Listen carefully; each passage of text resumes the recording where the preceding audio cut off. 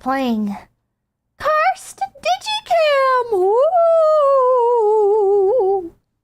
You know, in the window capture, this game is actually called Ghost Cam. Fun fact. Fun fact that most people would never know. That's kind of loud. Oh no! Oh, it's tab. Oh no. Oh god. The curse of Chilla's optimization. Ah! Ah, is that better? Nope. Oh, wait. Oh god. Golly. Oh no. Ah! I just restarted the PC too. Ah! Oh man. Yeah, cursed digigame. Oh Jesus Christ. Capital thank you. I was like, wow, this is running pretty smooth. I haven't realized. Okay, I'm gonna set it to high. And I'm gonna like try I'm gonna try going in game. Maybe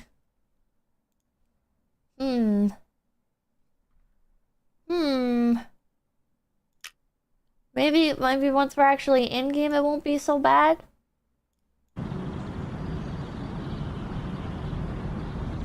I'm frozen. I can play on the swing by myself. I'll show you. Okay, from here to the slide. Let's see who will get there first. Ready? Go! Cladex, thank you. New Digimon game. Yeah. My daughter died in our local park. Ah! I died on the start screen. Attention required! Cursed Digicam triggered a high CPU usage alert. I cannot sleep since then. She torments me every day and night.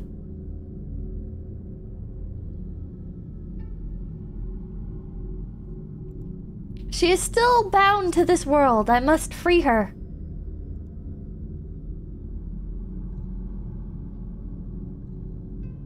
She is no longer here with me. Lost Spirit Liberation Method. After some searching, I found a website perfect for my needs.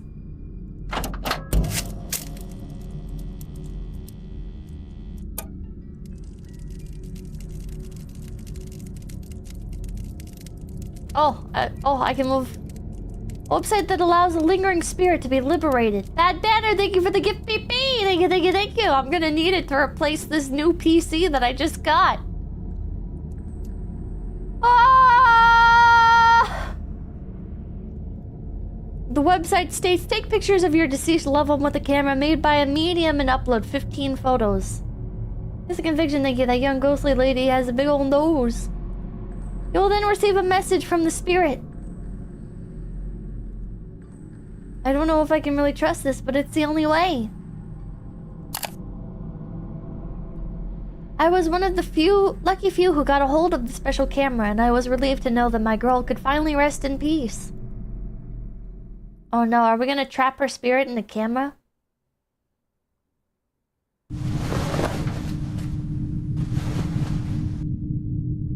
Ooh. Well, it wouldn't be Chilla's art if the game ran properly. Let's drop it all the way down to low. Will that help? Maybe that'll help. Motion blur ultra. How about off? How about we turn motion blur fucking off, actually? Background noise, thank you. Your new ears are taking up too much memory. I guess so. Oh, God. Wait, what if I remove upscaling method? What if I remove Anti-aliasing.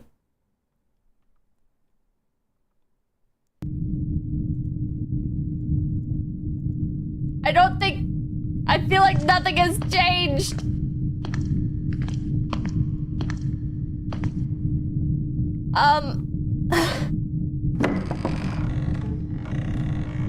Oh god. I'm an anti of aliasers. Oh god, it's got such lag to it too. Limit FPS? Where did you see that at? Oh, frame rate limit. 25 is all I need. Did that work? That didn't work. I can't limit the frame rate! Why'd you even give me the fucking option then? Oh, wait. Okay, I can cap it at 30. Oh my god, I can see my computer, like, dying. Use VSync? Will this help? Oh god, oh god, oh god, oh, no, never mind. I was alive for a moment. Ain't no party like a Chilla party. Why do they make their games like this? VSync 1 out of 1, 1 out of 2, 1 out of 3, 1 out of 4? Like, what is the... Oh, man. Turn upscaling on? Will that help? I think I have an NVIDIA.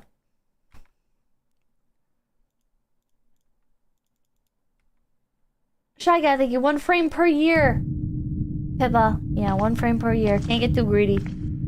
Children in Africa could have eaten these frames.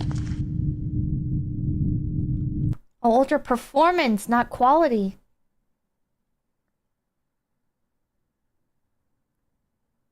Select the quality performance balance. Ultra quality. Give me the best. Wait, higher quality options will offer better image quality, but a smaller performance gain, while higher performance options will offer greater performances with more degraded. Give me no quality. Give me infinite performance. Malcolm Lang, thank you. I bet he has a 100,000 polygon on that toilet. He probably does. He probably does. Oh my god. Oh my god. Hey Pippa, I have good news and bad news. I just got accepted into a trade school for HVAC. Bad news, I had to put my 2 weeks in at work because of class schedule. Oh. Well, I hope the new job works out well for you. No toilet paper. Shit in the hole and don't wipe your ass. Don't you even think... Oh my god, it is so laggy. It is so laggy.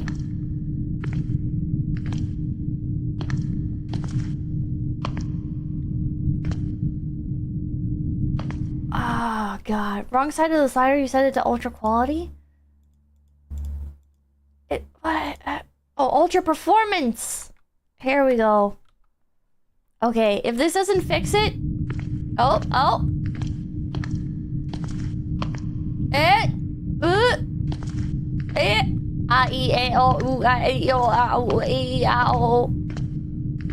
Okay, it's on ultra performance.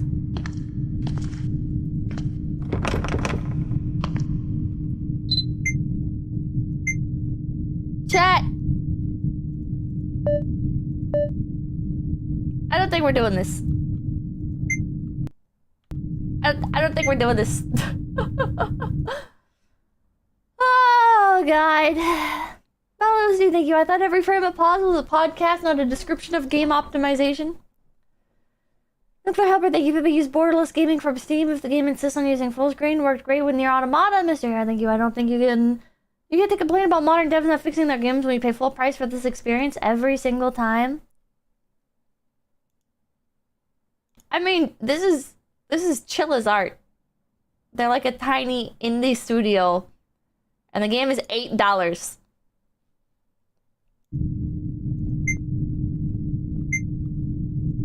Like, I'm not expecting greatness. Oh god. Oh god. How do I get out of this? How do I leave this? Ah! I don't like this game. Background noise, thank you. The settings screen is always the scariest part. Oh my god, what is opening on my computer now? What the fuck just opened on my computer? Look at the tooltip. Spacebar, left click, tab, E, left shift to run. Okay, so there's nothing about how to get out of the fucking camera mode. Why'd you tell me to look at the tooltips if there's nothing? Oh my god.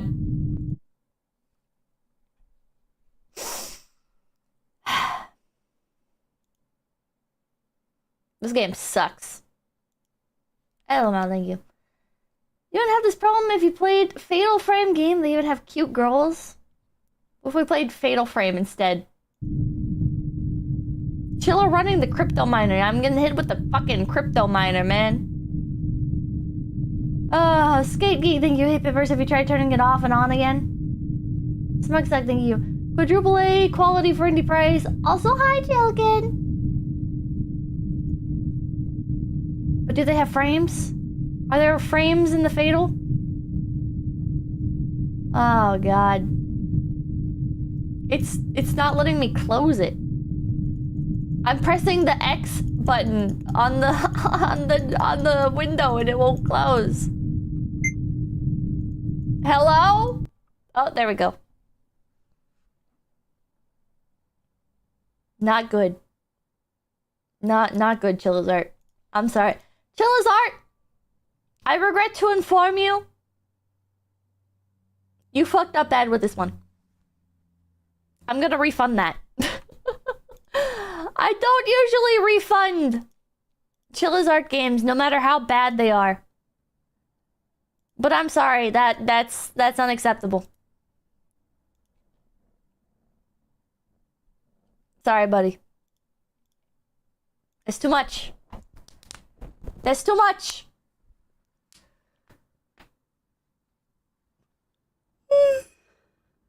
Oh, God.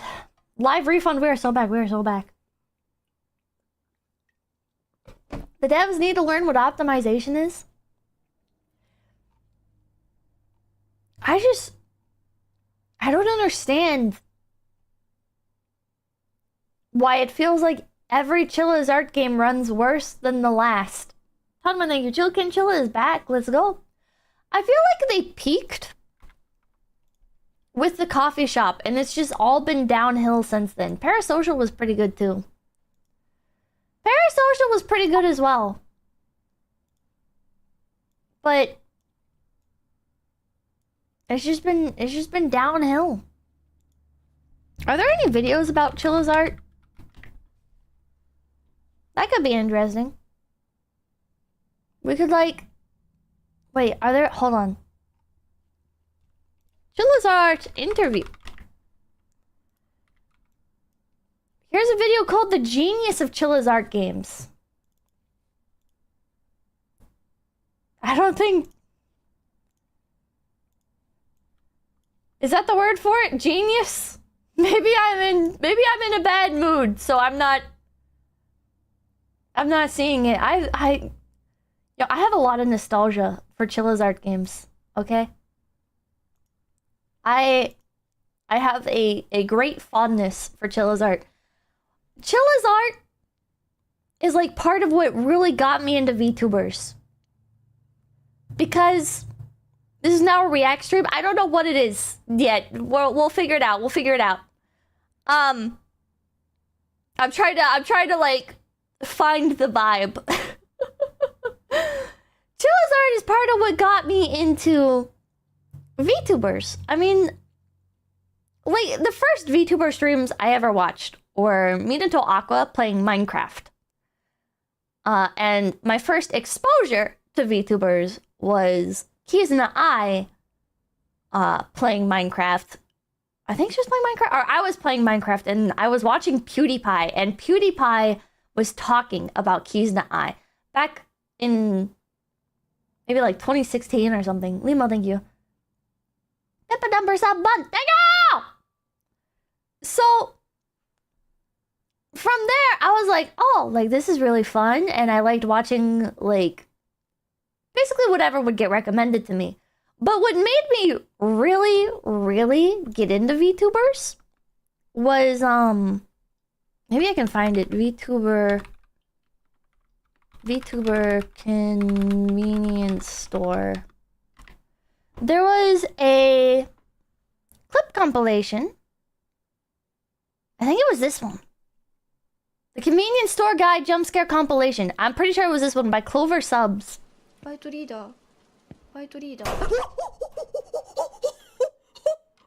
video is what made me go like, oh fuck. Like, this is hilarious. Like, these people are, like, this is peak. And so I've always held like a massive nostalgia. Oh wait, no, this one's Niji-sanji. Wait, no, this one's just Niji-sanji. No. I don't think it was the Hololive one either. Wait, fuck, where is it? Because it wasn't just Hololive, and it wasn't just Niji-sanji. It was, I remember, I thought 𝐒𝐿𝐴 was in the clip as well. Maybe it was this one. Because the one that really got me was Sora sitting there like,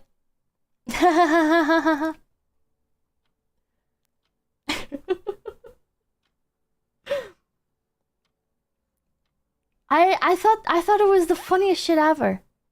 Was it this one? I don't know. I don't remember if it was this one. I thought it had a mix of people in it. I got it! Is Sora even in this one? If Sora's not in this one, then I don't think it's this one. Or maybe I'm like lumping together multiple videos. Did you watch both maybe? Maybe I watched like this one and a similar one, and it just like lumped all together in my brain. I have no idea.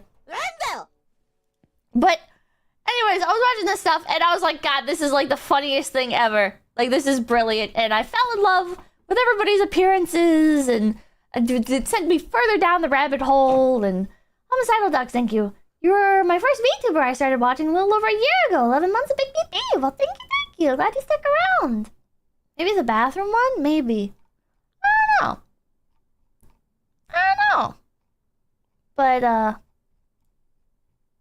yeah, so I've had a big fondness for Chilla's art. So like the scuff of it is kind of like, oh, like, well, it's Chilla's art. Like, it's excusable.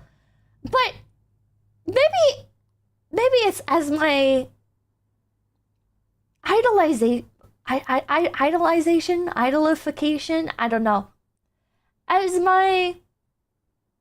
the blinders and rose-tinted goggles come off, it's like each Chilla's art game, it's like, hey, shouldn't you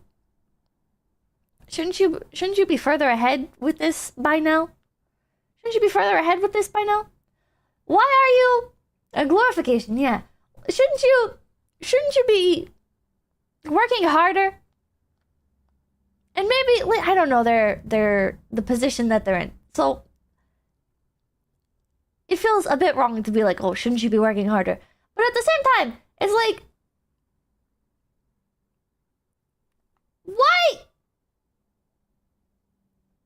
does it get good and then get bad again immediately?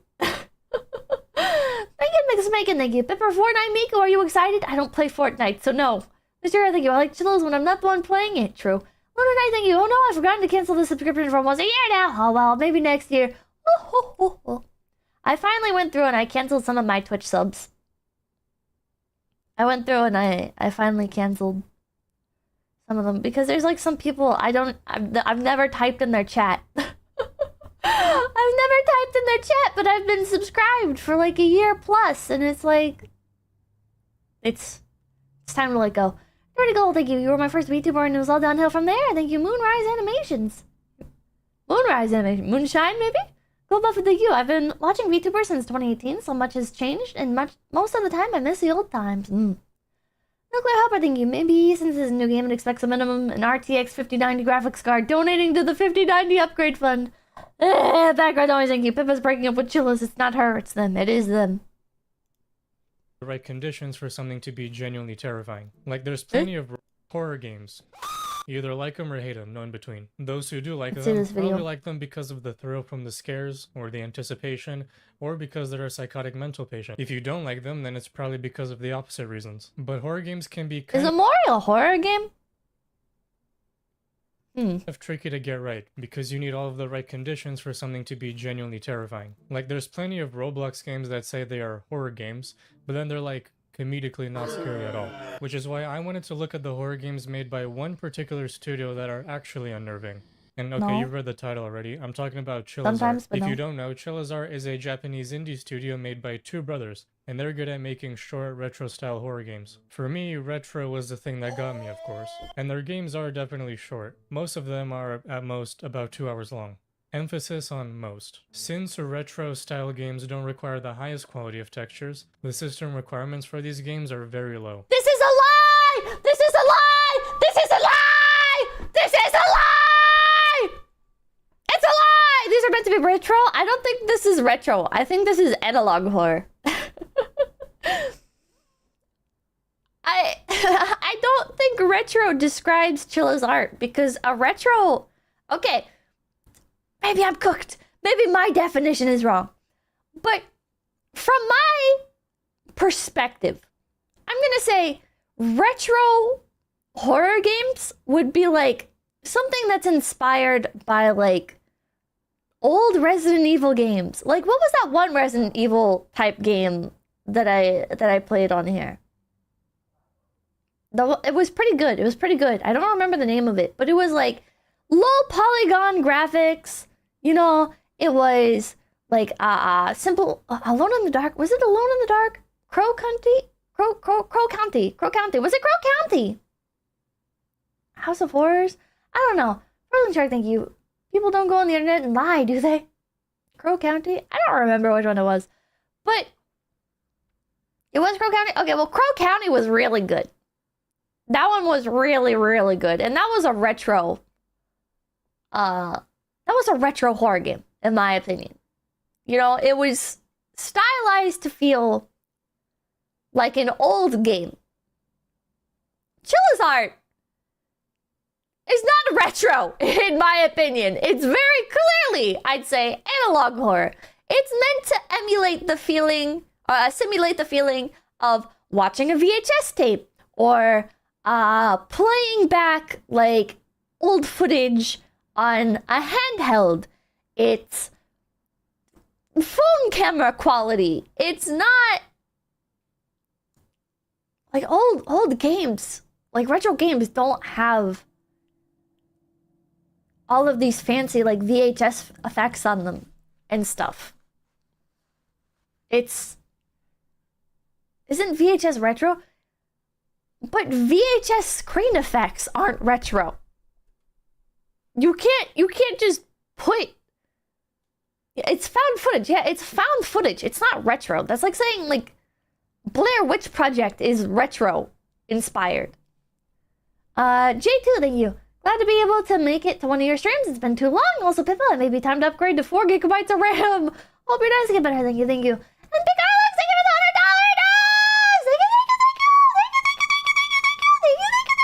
$100. Very kind of you. Thank you.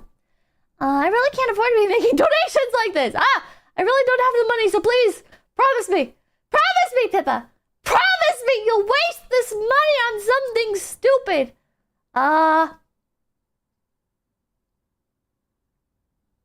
Okay. I don't know what I'll buy, but I'll buy something really stupid for $100. Black Rex, thank you. Chilla, I'm #1, so why try harder? Fat Boy Slim t-shirt. Pippa cute, Pippa love. Always appreciate your perspective as a content creator. You have a unique instinct, which is very insightful. Well, thank you, thank you, thank you, thank you. Daily basis, thank you. I've never played a Chilla's art game, but I've watched a good number of them being played, and they seem pretty much the same to me, which isn't necessarily a bad thing. This one just straight up is not running. This one is just straight up not fucking running. And I fucked with the settings. It won't run. I'm not gonna go through a fucking nightmare of trying to make everything work. I don't care that much. I don't care that much. My trust has kind of been broken with Chilla's art. John in England, thank you. Just get English. Just get Pokemon cards. 𝐿𝐴𝐻𝐿𝐴, thank you. Pie. It's... Retro would be asteroid-style arcade game. Like, if you want to go for, like, a retro feel, then maybe, like... I don't know. Can I be honest? I feel like when people try to emulate retro stuff, there's a disconnect there. Because I feel like the people that try to recreate retro games didn't play retro games, you know? I'm not trying to, like, gatekeep older games or whatever. I think it's fine if you go back and you enjoy them as an adult or whatever. Or as a new fresh face, right? But, you know, when you're playing... When you're like playing new games and stuff, right? It's like we'll say it's PlayStation 2. We'll use PlayStation 2 as an example. You know, when you're playing stuff on the PlayStation 2, you're not like remembering like CRTV effects on the TV. You know? It might affect, like, how you see it in the moment. But I swear to God, when you're playing these games, it's not... You're not thinking about, like, scan lines or whatever the hell. You're playing the game and you're like, wow, like, these graphics are so much better than they used to be. And when you remember them a lot of the time as being a lot, like, crisper and higher quality than they actually are. Because stuff like scan lines... You're used to seeing it on everything. So it can make you a bit nostalgic to go back and see that kind of stuff. But when you're playing retro horror games, for example, you're not... Like, that. It doesn't add to the retro feeling. It's just distracting. You know? Like, it doesn't feel like how you remember playing it. It feels like when you watch somebody else, like, talk about games, I guess. I don't know. I don't fucking know how to describe it, but it's off. It feels like there's a disconnect with, like, the actual experience. Bernadette, thank you. Bring back 8 megabyte memory cards. Greaseman, thank you. Wait, did you play Crow Country off stream? But you played the shit on stream. No, I played it on stream. I did a whole bunch of streams of it. Oh, chat gaslighter into thinking it was Crow Country. Okay, I don't fucking remember which one it was. It was some horror game on itch.io, I think, and it was really good. Sure, thank you. Ever tried Signalis? Probably the best retro horror game I've played, both in aesthetics and gameplay. I don't remember. Oh, I did? You didn't.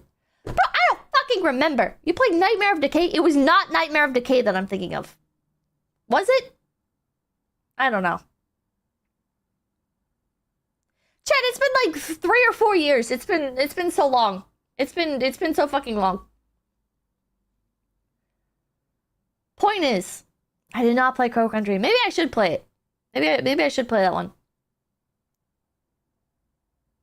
I don't know. I hate VHS. I hate VHS effects. I fucking hate VHS effects. I fucking hate chromatic aberration. I fucking hate motion blur. I fucking hate... Well, I don't hate film grain. I think film grain is nice. I think film grain... It can be too much. But, like, film grain is, like, it's not so... overpowering. usually. Tomlin, thank you. The best horror game is Death Trips. I did play that one on stream. That was good. You guys hate Film Green? So you can run their games on I think it's anything, okay. from the highest end decked out supercomputer to the oldest and rustiest junk laptop that you can find in the dumpster. This is not and true! Because they're short, they're able to make a bunch of them. They started making games in 2018, and in the 6 years since then, they've made 21 total games. Remember, the whole studio is just 2 people. They've slowly been getting popular. And they just recycle a bunch of the same assets over and over. Background noise, thank you. Maybe it was Bridge Curse 2 you're thinking of? No, not one of us. Thank you. People should stop trying to emulate retro and instead try to learn what made older games work so well and just do that. I agree. Especially around YouTube with many people playing their games. You've probably already seen a bunch of people play their most recent game, Shinkansen Zero, which I'll get to as well, but their other games are also very interesting. So what I want to do is go over some of their games and look at why. Oh my they're god, we're so on effective. 360p. I'm not going to go in depth on all of them because, again, there's 21, but I'll try to mention as many as I can. Slow And base, as thank you. for Never did like tradition, CRT filters. You only saw the effect if you were too close to the TV. Devs who put it in never played them.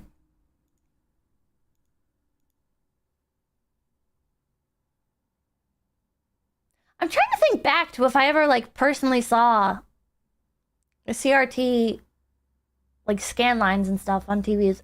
The only thing I can think of is like when the signal was bad. Anti-Annihilator, thank you. I never thought things would get to the point where Pippa issues a fatwa against Chilla's art, but here we are. I guess. I'll go from their older games to the newer Or like ones. fucked up VHS tapes. Fucked up VHS tapes would do like the thing where like the screen kind of like rips in half and then it like slowly like rolls up and like the bottom part of that line is the correct tracking lines. Is that what it's called? I don't know, man. It was annoying. SDK, think you played the first Bridge Curse game? You love the second. Maybe I should. Actually, before that, I noticed that on Steam, one of their earliest games is this. Sphera, I believe it's called, and it's kind of strange that they're known for horror games, but they also sell this, which might I add is their most expensive game. Like, most of their games are $2 or $5. This new one is $9. Mick Flags, thank you. The difference in actual old games is they had to work through restrictions hardware that made the games what they were, like the fog in Silent Hill. The frog. The other basis, thank you. It definitely has a vibe of this is how people remember them, how they are. A lot of modern retro style games are a bunch of filters on a game that is too dark to see. True, man. It's not how people who played the games remember them. It's how it's like two diverging lines. There's the first line of people who played these games, right? And there's a second line of people who might go back and play these games, but their main exposure to them is the aesthetic of retro games, right? It's the aesthetic of, oh, wow, look at these old arcade cabinets, and look at how, like, when people get footage of an arcade cabinet, you know, there's kind of like a double layer effect on Donkey Kong, you know, like there's like the image behind the image is kind of like layered and stuff. And when you try to like capture footage of a CRT screen with a camera, it's got like very pronounced like pixels and chromatic aberration and shit. You know, it's like people conflating how it looks through a camera with how it actually looked, but it's different. It's not. They listed on their own website, and it seems everyone trashed on it.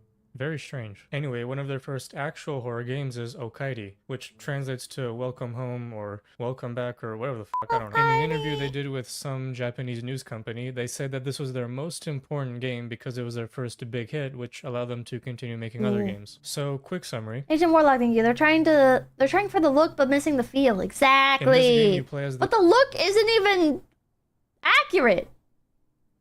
The look's not even accurate, man. Have you guys ever gone back and played like an old game on original hardware? Like, it doesn't look as bad as people make it look, you know? It's... I don't fucking this know. Middle school girl who just moved houses and who appears to have dementia because she can't remember how to get back, even though later in the game she says they've been here for a week. Stop!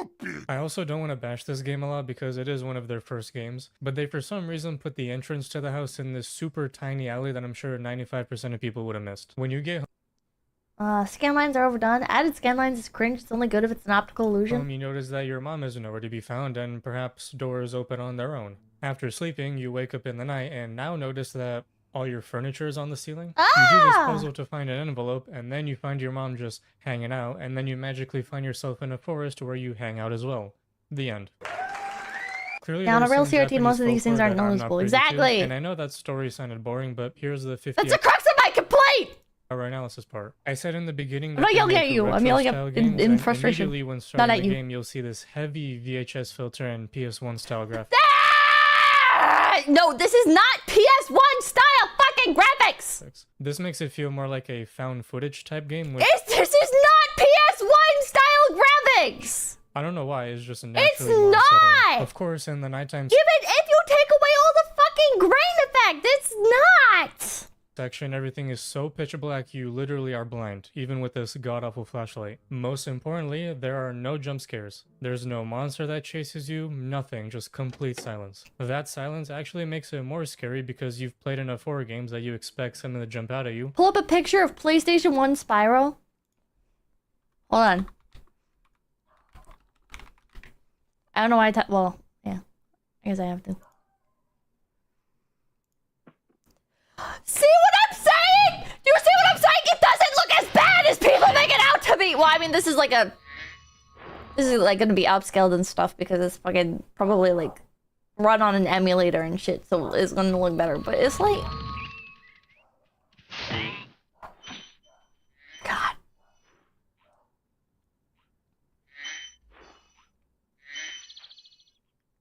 $100% emulated, yeah. But motherfuckers will be like, a retro game? Retro inspired game? Better add some fucking incredible lighting effects and also make it, have a bunch of film grain and make it have like, scan lines and chromatic aberration and a bunch of motion blur. Keep your horns on, Spyro! You have much to learn first. Do you know what the What? I'm busy! Sup, chat? Ooh, yummy, thank you. Peace! Bye-bye. I got coffee.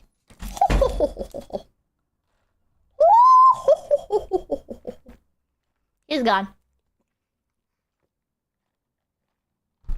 Lucky, I am quite lucky.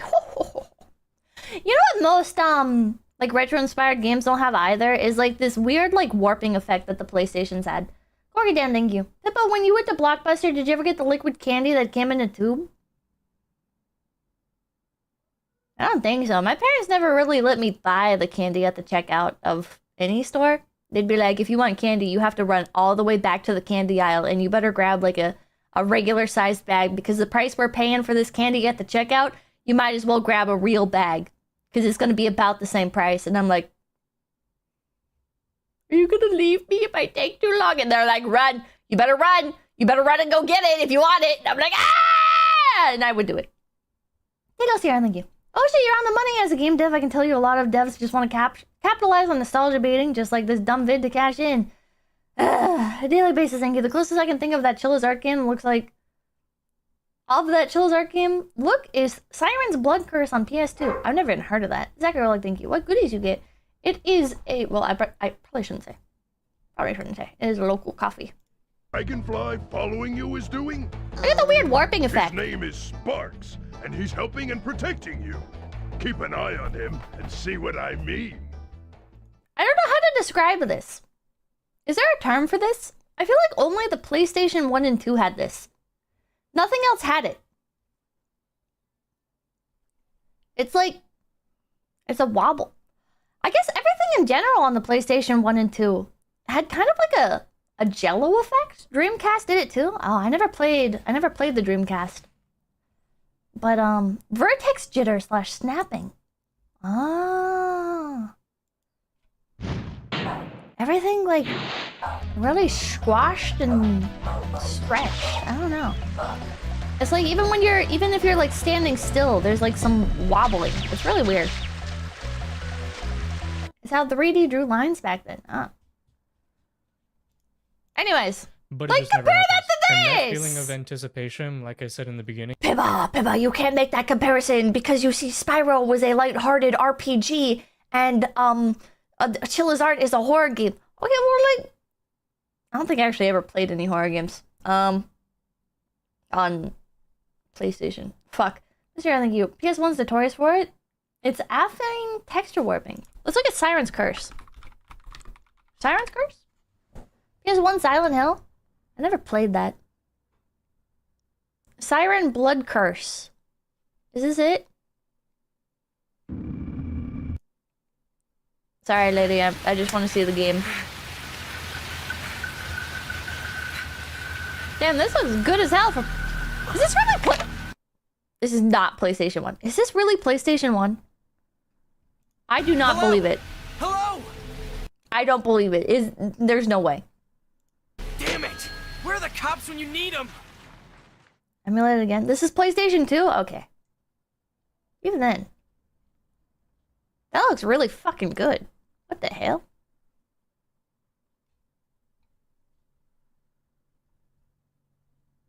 Wow. That's good even for PS2. It really is. Wow. Huh. Okay, let's look at Silent Hill PS1. Stop auto-playing! I wasn't talking to you. Let's look. Hey, look at that. See, this is more the graphics I was thinking. I don't think that. I think that other one was like an HD remake. Really best thank you. No, that's the PS3 remake. Okay, that makes a lot more sense. I was gonna say, like, how did something come out looking that high quality and not get hyped up as like Game of the Year? If it was on PS1 or 2. Normac, thank you. Was reading up exactly on this today. The PS1 wobbles because it can't calculate fractions. What? So the vertices on models jump to the nearest pixel. That's crazy. What the hell? Dynamax, thank you. Siren Blood Curse is a PS3 remake of Siren, but with an American cast instead of Japanese. Oh no.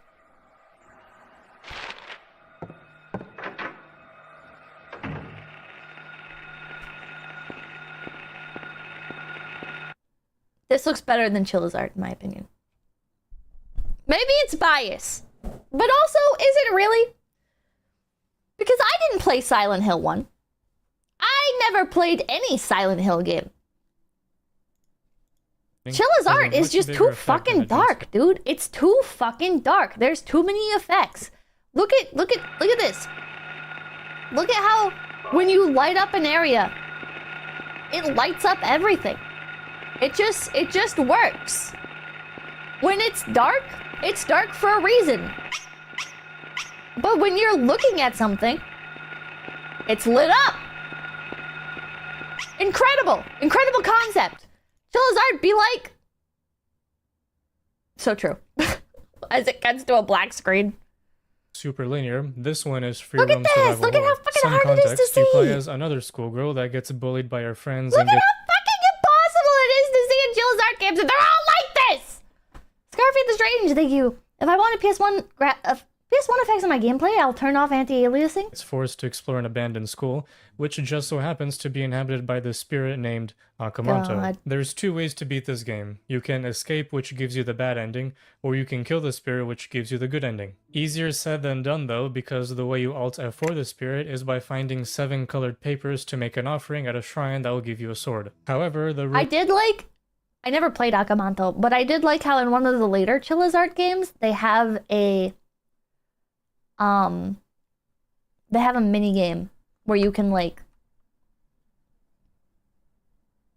basically play Amamanto inside of another Chilla's art game. room with the shrine is locked by some change the stream force, type. so you have to find a talisman to unlock it.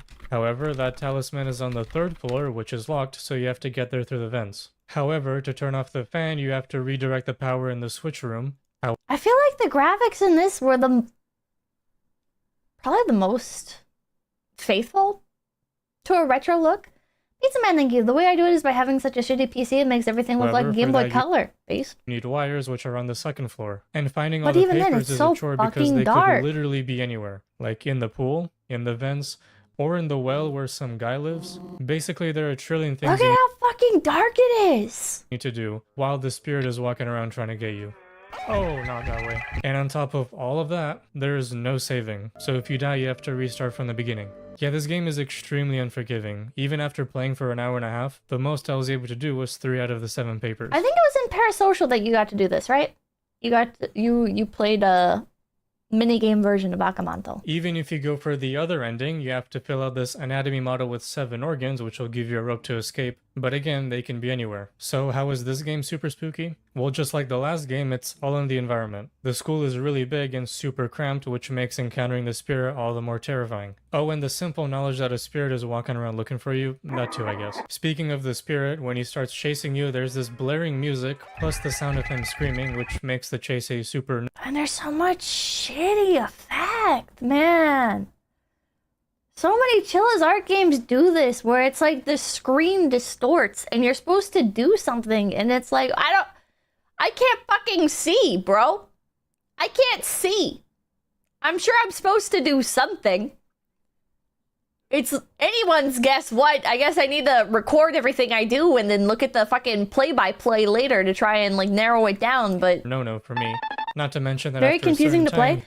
I'm just like thinking back to how many Chilla's art games that I've played, and every time if I want to do like the true ending, I have to watch a video guide because it's like you have to do all this obscure shit that you would just have no idea to do. He'll evolve, making him harder to see. All of that probably didn't make much sense, so you really Bugabra, thank you. People forget that graphics aren't everything. Art style is just as important, if not more important. It's why games like Kingdom Hearts 2 still look great. just gotta try it out for yourself. So if Amamanto is a bit too hard, then their next game, Yuki-onna, is the same concept, but a lot easier. Not like toddler easy, it's still permadeath and no saving, but they added many more hiding spots and they made the areas a lot smaller. I still haven't managed to beat this game, but I feel like I got a lot further on this one. In this game, you play as this girl who's going to this abandoned place to rescue 3 kids, who seem kinda happy that they're trapped for some reason. Yay! The mechanics in this game are basically copy-pasted from Amamanto. The monster also screams when chasing you, just not as loud. Instead of spiders that grab you, you get stuck on ice. And instead of a floating head that spots you, it's eyes on the walls. My only criticism It's a copy-paste. Apache, thank you.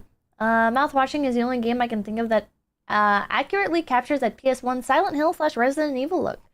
I have not played that and I don't want to. Scarfy the Strange, thank you. PS1 developers had to struggle against hardware limitations, spawning creativity. Modern retro developers have to struggle against lack of limitations. this game and Amamanto is that you're kind of just put into the game. I have a crazy idea for modern game developers. You know, since they can't have a heroic struggle with hardware limitations, I think it would be really brave of them and help them if they looked up what a like a medium PC requirement level is. You know, like, oh, like this level of PC can run like Minecraft, but and can run like Marvel Rivals on like a lower setting, but can't run like Marvel Rebels on like a high setting. You know, if they like looked at that, right? And they're like, ooh, I should try to make my game run on that. I should try to make my game run on that hardware and be less than 5 gigabytes. What? That's crazy! Could you imagine? Could you imagine games that don't need a top-of-the-line fucking PC? Wow! Shocker! Now, can you imagine if they weren't all like 25 gigabytes? For a game that has like 1 hour of gameplay? That's crazy! They should work towards that. That'd be a fun little challenge. You know, like Inktober. We can have some sort of equivalent. Game and you're never told what you have to do. You kind of just have to figure it out, which will either take you 50 attempts or some extensive Google searching, which shouldn't be necessary. I did say this game is easier, but that's only because of the extra hiding spots. There is still a trillion different items you need to keep track of. Actually, I think this game has more items than Amamanto. They actually made this game easier with an update. In the first version of the game, Yuki-onna could sometimes pull you out of the pots, which is fucking annoying, but now she can't, which just means the pots are a safe haven. Oh, by the way, the basement of the building is safe from Yuki-onna, but not totally safe because of the fucking alligator that's chilling down there. What the hell? Spider, thank you. Real PS1 games went for clarity with the limitations of the time. Current retro-inspired games have to add limitations, but seem to go overboard. And a magical one at that, since he can seemingly walk through gates. Would highly recommend you try this one if you couldn't deal with Amamanto's goofy off face. Okay, next game I want to talk about is Stigmatized Property. And just like 𝐒𝐐𝐬𝐿, this one starts We did in this one during Chilloween. It was bad. very cramped street. I think this is another one that's... Look at this fucking street, chat. This is another one that suffers from... I can't see a goddamn thing! You may thank you, but your ears are genuinely attractive. Thank you. Does two things. Thank you. It first lets your character monologue about what you're gonna do. Both games do that. But the fact that the street is long lets you get used to the controls while letting the environment sink in, which is a pretty smart use. Or there could be some technical reason that I don't know about, making that entire sentence obsolete. Again, to set the scene, as part of your introductory walk... It's because they want you to backtrack to find stuff, so they need a lot of area for you to go and do that. Scarfy the Strange, thank you. Game developers need to make one NES game to be played on an old vacuum tube TV before making retro games. True. Clark, thank you. Would you rather fight an evil ghost or a gator? A gator. You'll see a shrine that you can pray to. That's a good sign. And a dead cat. That's also a good sign. You then stumble upon a really small apartment complex and make your way into this small studio apartment. The whole premise of this game... The fucking bougie-ass studio apartment. Elzira, thank you. They can also make their own engine or use an older one. Game is that you have to find 7 pages of this journal around the whole complex that explain the story. These pages can be anywhere. They can be in the bathroom. You know why I like RPG Maker horror games so much, chat? They can't fuck it up. They can't fuck it up! There's no way! There's no way to make an RPG Maker game that fucking takes up 100 gigabytes of space on your goddamn computer. There's no way to make a RPG Maker game run like shit. There's no... They can? Okay, well, I've never seen it. I have... Look up the Alyssa horror games. I've never seen it. If you love RPG Maker games, play Corpse Party. Fun fact. I've told this story a few times now. My favorite handheld for a while was the PS Vita. I used to take mine with me everywhere. And one time, I was on a road trip. And some fucking maids stole it out of the goddamn hotel, those fucking bitches. So, I very luckily had just taken out Project Diva. Because I had just bought the collector's edition of, I think it was Corpse Party 3? Or Corpse Party 2? I don't know. I don't remember. But I had just bought it. And so, I put it in there. And then the very next day, gone. I only played, a little bit of the intro. It was so fucked up. I was very disappointed to realize that there's no anything you can do to get your save files back. So I had 100%ed Project Diva F second, but because the whole last Vita was stolen, the memory card was gone too. So there's no cloud saves, there's no memory on the cartridge. It was just gone. Did the hotel compensate you? Bro, they're not gonna fucking do that. Purple and Missionary, thank you. Are you starting to feel better? I hope you are. Loving your streams as usual. Hang in there. Thank you. I'm feeling pretty good today. Someone stole my PSP. Aw, man. Ayla, thank you. One time my mom was working at a hotel and she brought me a Vita someone left. Did it have Corpse Party in it?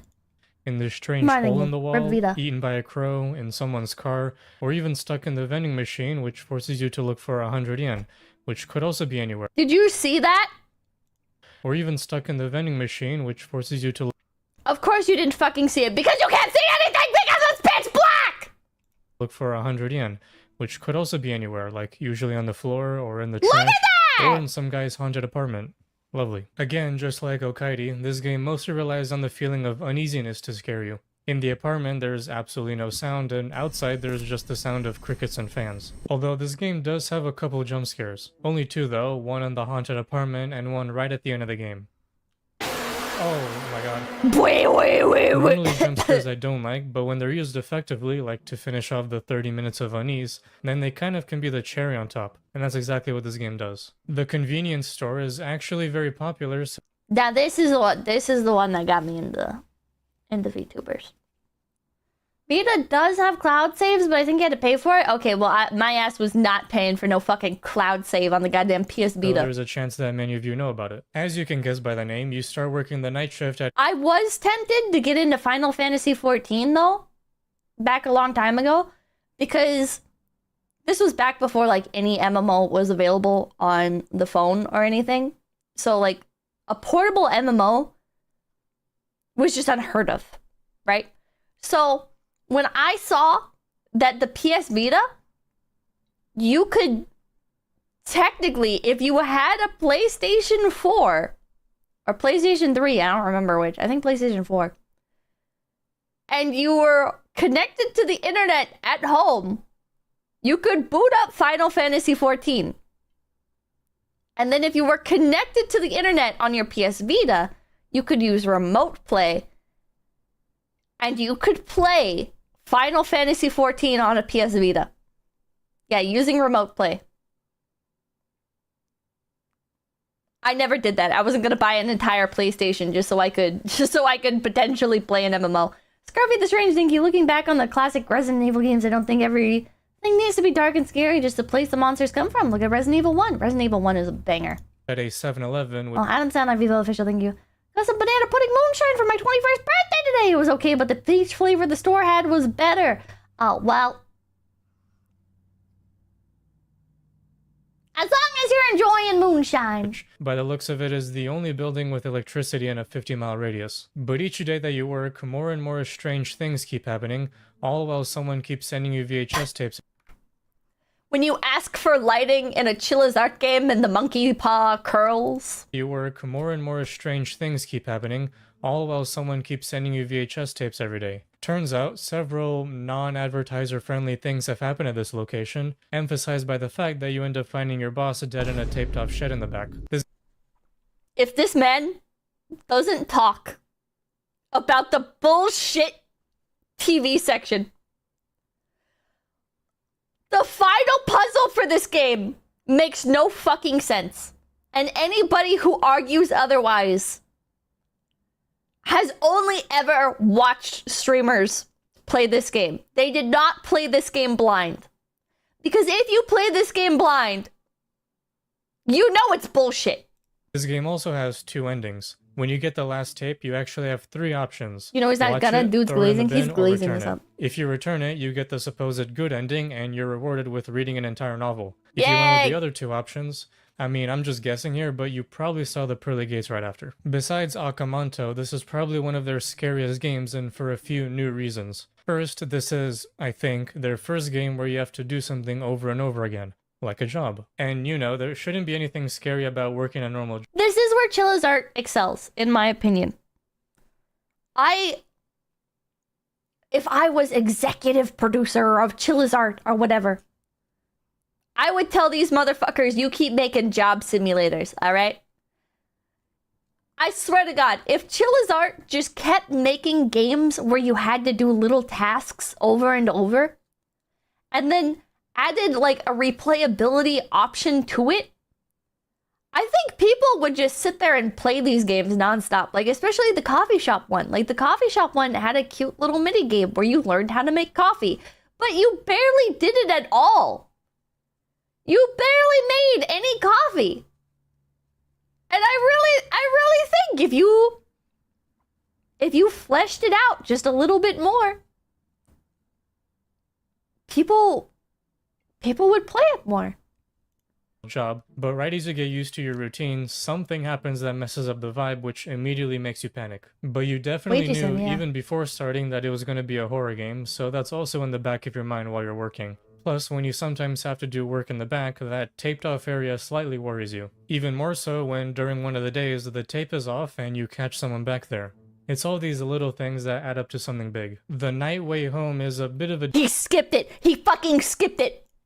He fucking skipped it, that fucking shill! Look at this! Look at this! Look at this! Look at this! Look at this! TV puzzle, 3rd fucking result!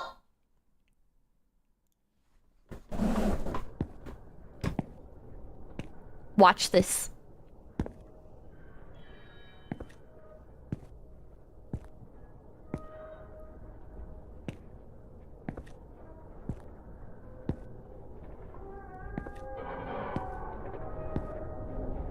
This is fucking deranged. I don't remember how you're supposed to get the information for this puzzle. I think it's you have to remember which TVs were on the previous day.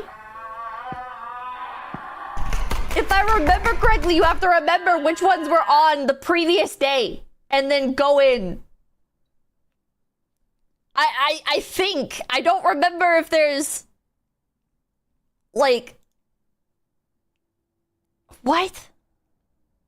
You have to turn on the TVs the boy looks at. It's hard to tell, so here's a quick video. Oh, which ones he looks at? Oh, so he like runs up to them or what? Oh, you see it in the security camera. Oh god, it fucking sucks so bad, dude. Oh yeah. Oh, here how. Look at this shit.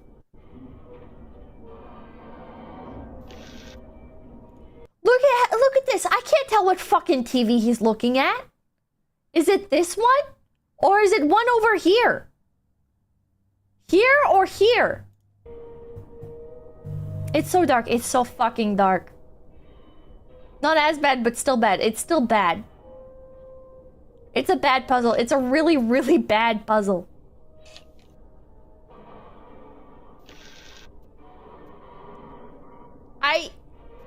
I don't know why. That's when you do process of elimination? There is no, like, process of elimination. You would have to turn on, like, every TV and just, like, hope you figure out which ones. This shit sucks. Sure, thank you. To be fair, the TV puzzle is true retro as in those late 80s RPGs where it's a secret way to nudge you into buying the official player guide. That's bullshit. That did happen though. That did happen though.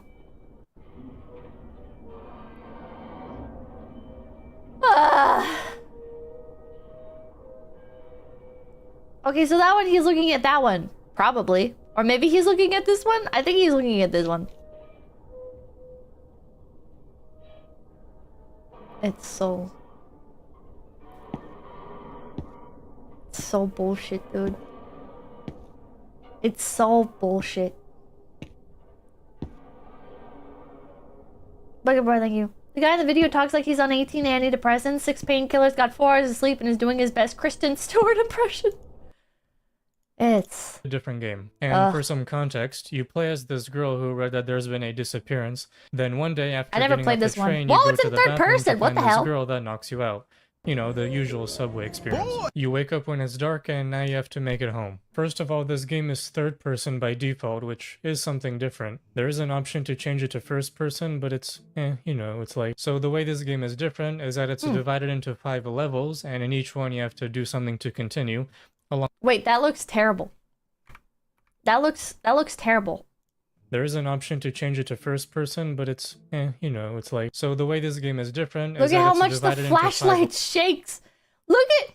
You have your flashlight on, and you're looking down this alley. Look at how much you can actually see.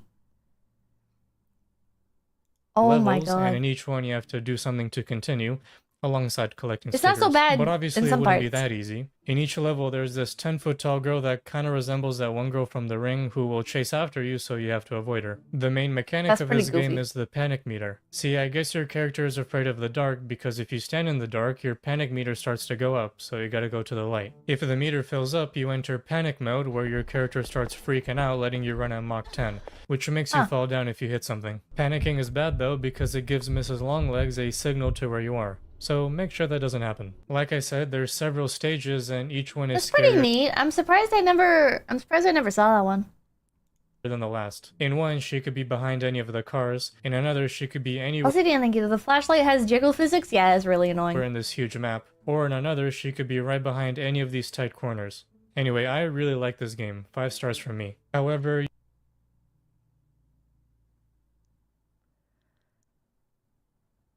Is this one of those people that gives everything like a 10 out of 10 because they really want like game studios to like them? There's something to be said about pixelated. Is this one of those channels that hypes everything up?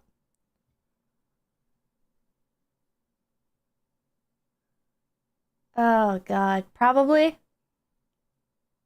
You're onto something? A shill? Oh, he didn't like hunt down the Freeman.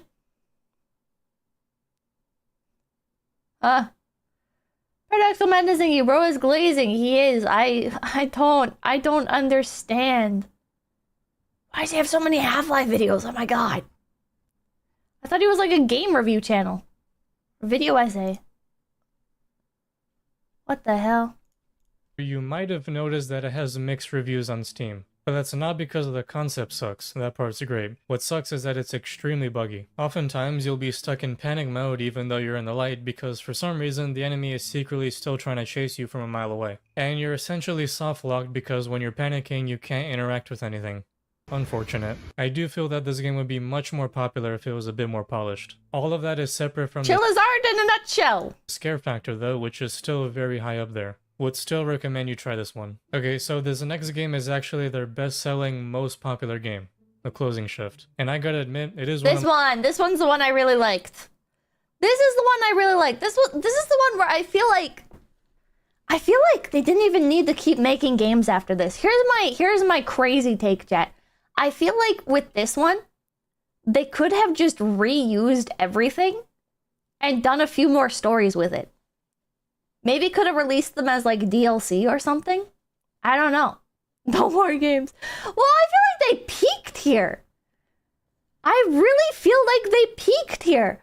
There's like some silly puzzles and stuff, but nothing so crazy, right? Where it's like, okay, hiding in the bathroom, that makes sense. If you go up to the roof, you can drop stuff on the person who's chasing you later, and so it's like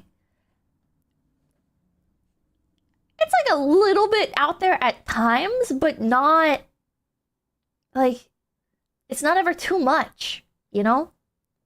It's never too much. This one just works. This one just works, and the coffee minigame is cute. One of my favorite games from them. This one is terrifying for a lot of the same reasons like the convenience store. You actually have a job. Because, you know, what's scarier than having to go to work? This job actually has some depth though. You work at Chilla's Coffee, just working as a barista making coffee. Oh, it's not just a regular coffee by the way. There's several different recipes you have to make. Some of them are long as hell. This is actually genius though, because doing all this actually gets you invested in your job. It does!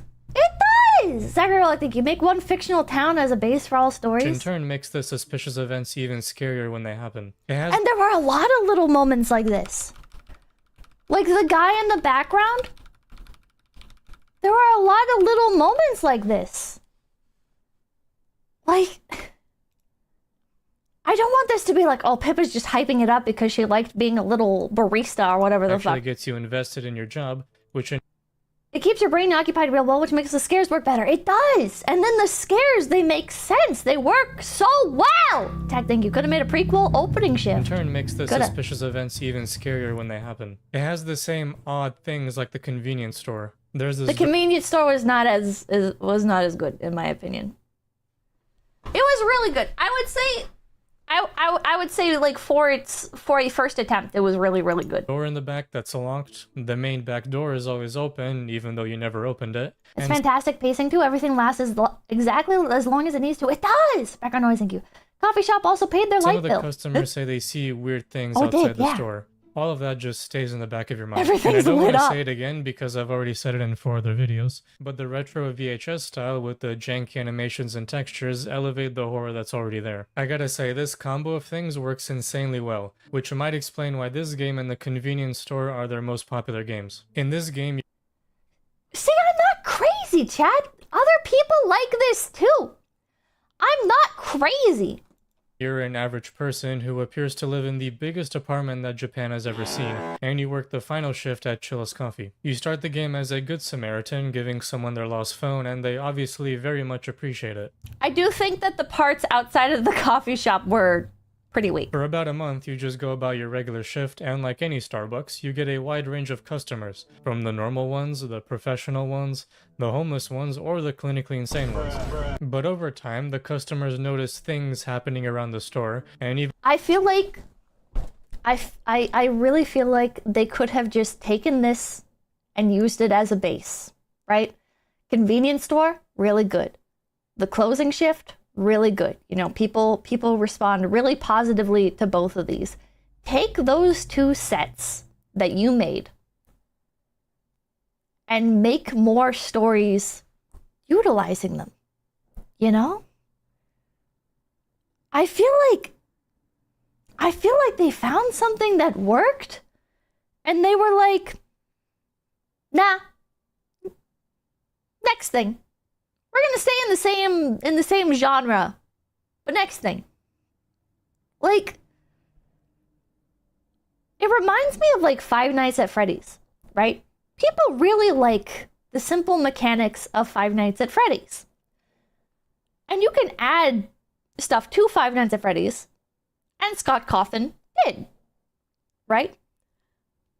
But he never... Well, he did like try to go like really off formula with some things. Like he made that little like RPG game that everybody hated. Oh, hi Lucy Pyre. Hello. Bro has game dev ADHD. He does. That's Scott Cawthon, Chilla's art. But then like Scott Cawthon, he also had like oh fuck, what's that game called? The Pizza Complex one, like the newest one with like the glam rock characters. Like, that was good, but that was also, like, really, really high development. You know? That was like a big, like, outlier. Security breach, yeah. For Chilla's art, why don't they just keep doing shit? Like the convenience store and the closing shift. Keep these simple base mechanics. Oh, he was gone by then. Okay, so even, whatever. He didn't make it then? Okay, well, never mind then. Disregard that example. Apache, thank you. Working in a train ticket booth would be a good one to keep with Weiji Horror. Plenty of jobs that involve isolation, customers, and working late. Yeah. He should just stick with this. Just stick with this. There's, like, to fucking repurpose the coffee shop building into some other stuff. Or do, like, I don't know. I don't fucking know, man. Re-release the convenience store, but with upgraded mechanics and upgraded storyline. Even while cleaning up, you notice someone's been taking pictures of you. After a while, your character has enough of it and goes to investigate, and you end up finding that someone has been living in the back of the store stalking you. So after quickly closing up, the stalker finally reveals himself to be the same guy from the very beginning. That was so scary. That was so, like, I mean, I'm not like, oh man, that was so scary. Wow, I'm scared. But like actually playing the game. Actually playing the game when the stalker jumps out. This is the stuff that Chilla's art is good at. This is the stuff that he's good at. The brothers are good at. They're good at these, like, very down-to-earth, like, oh man, like, what if I go to put on the closing sign and then, like, somebody jumps out? Oh god, like, that's so scary, you know, like these are, like, relatable fears that people have. But the fucking Chilla's art instead is like, actually, what if I was Stephen King? What if I wrote about all of this like paranormal shit that goes off the rails with insane supernatural plots of like, what if there was like a cult basement underneath an old person's house, and you go underneath the basement and they want to like perform human sacrifices and stuff, and you gotta like climb out of the basement. Like, what? What? What is this? Malcolm Landing, you bro has a passion for reinventing the wheel. He does. It's like Weiji horror. Yeah, he should write more Weiji horror. They should both write Weiji horror and keep it to like very limited areas. Endings. If you try to escape from the back, you end up dying because, duh. You're stupid. Instead, you can escape through the vent in the bathroom and drive away safely. Minus the part where the guy somehow got in your car and attacks you, but...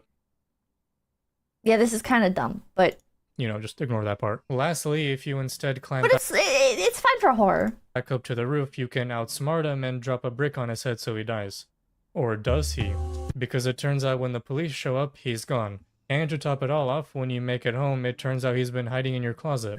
So I'm just gonna assume That was kind of dumb too. they became best friends.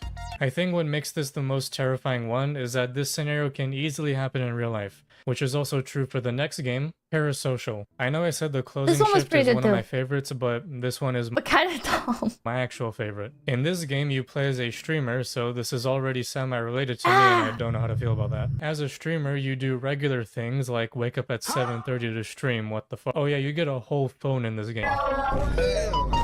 This is just true to life. This is average streamer experience. It's really only used to receive messages, Motherfuckers be streaming at 8 p.m. and wake up at 7:30.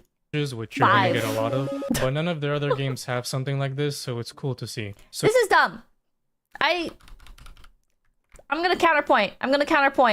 Okay, this little like texting shit, I hate this in Fears to Fathom as well. I don't want to have the option to message people if I can't actually message people.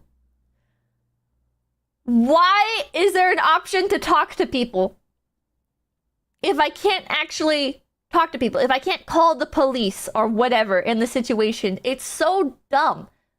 It's so dumb. Illusion of choice, immersion, but it takes away from the immersion because it's like, oh, I can't call anyone? You mean to say that I have a phone in my pocket and I could call the police right now, but I cannot call the police?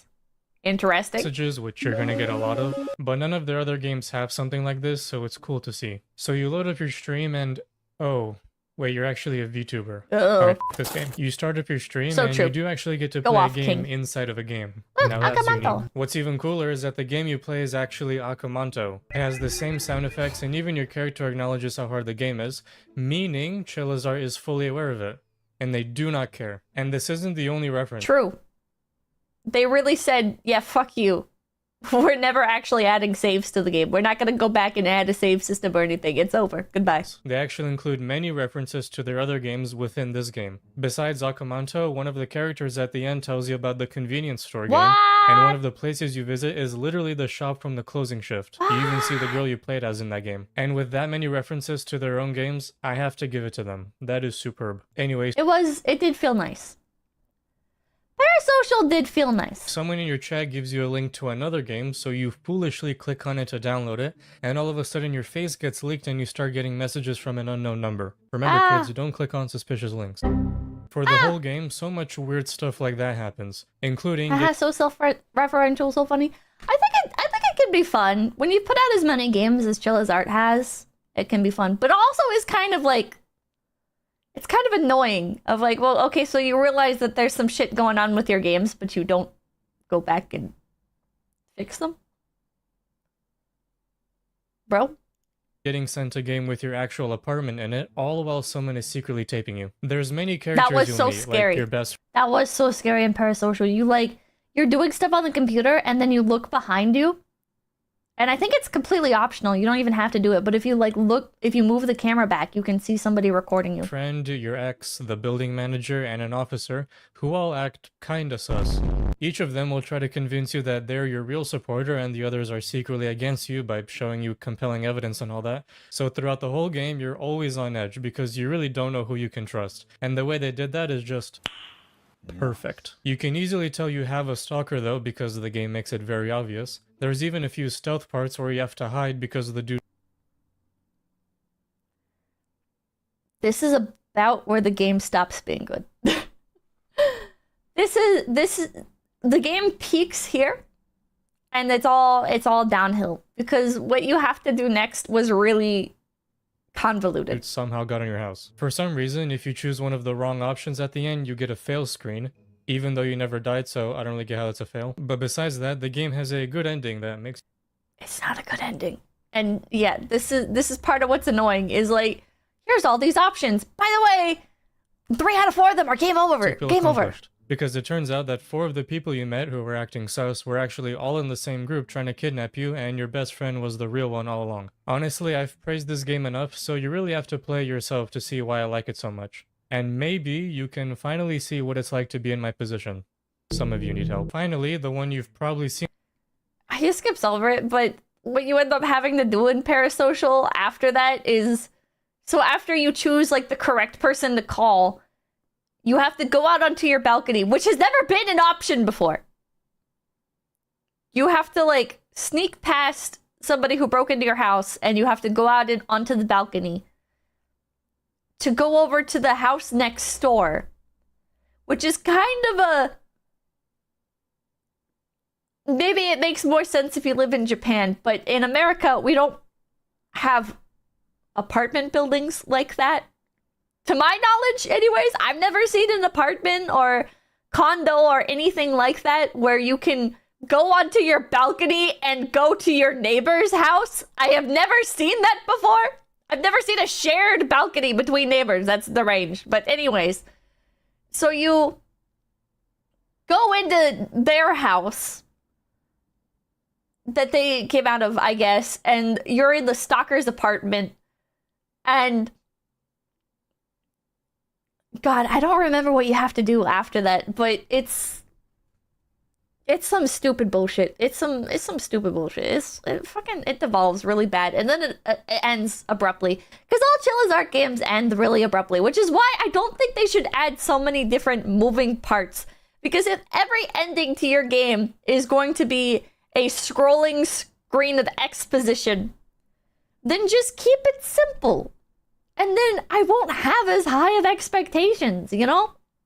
When you start introducing all of these different characters and all these different locations and all these different mechanics, and then you're like, by the way, you don't get to see anything actually resolve.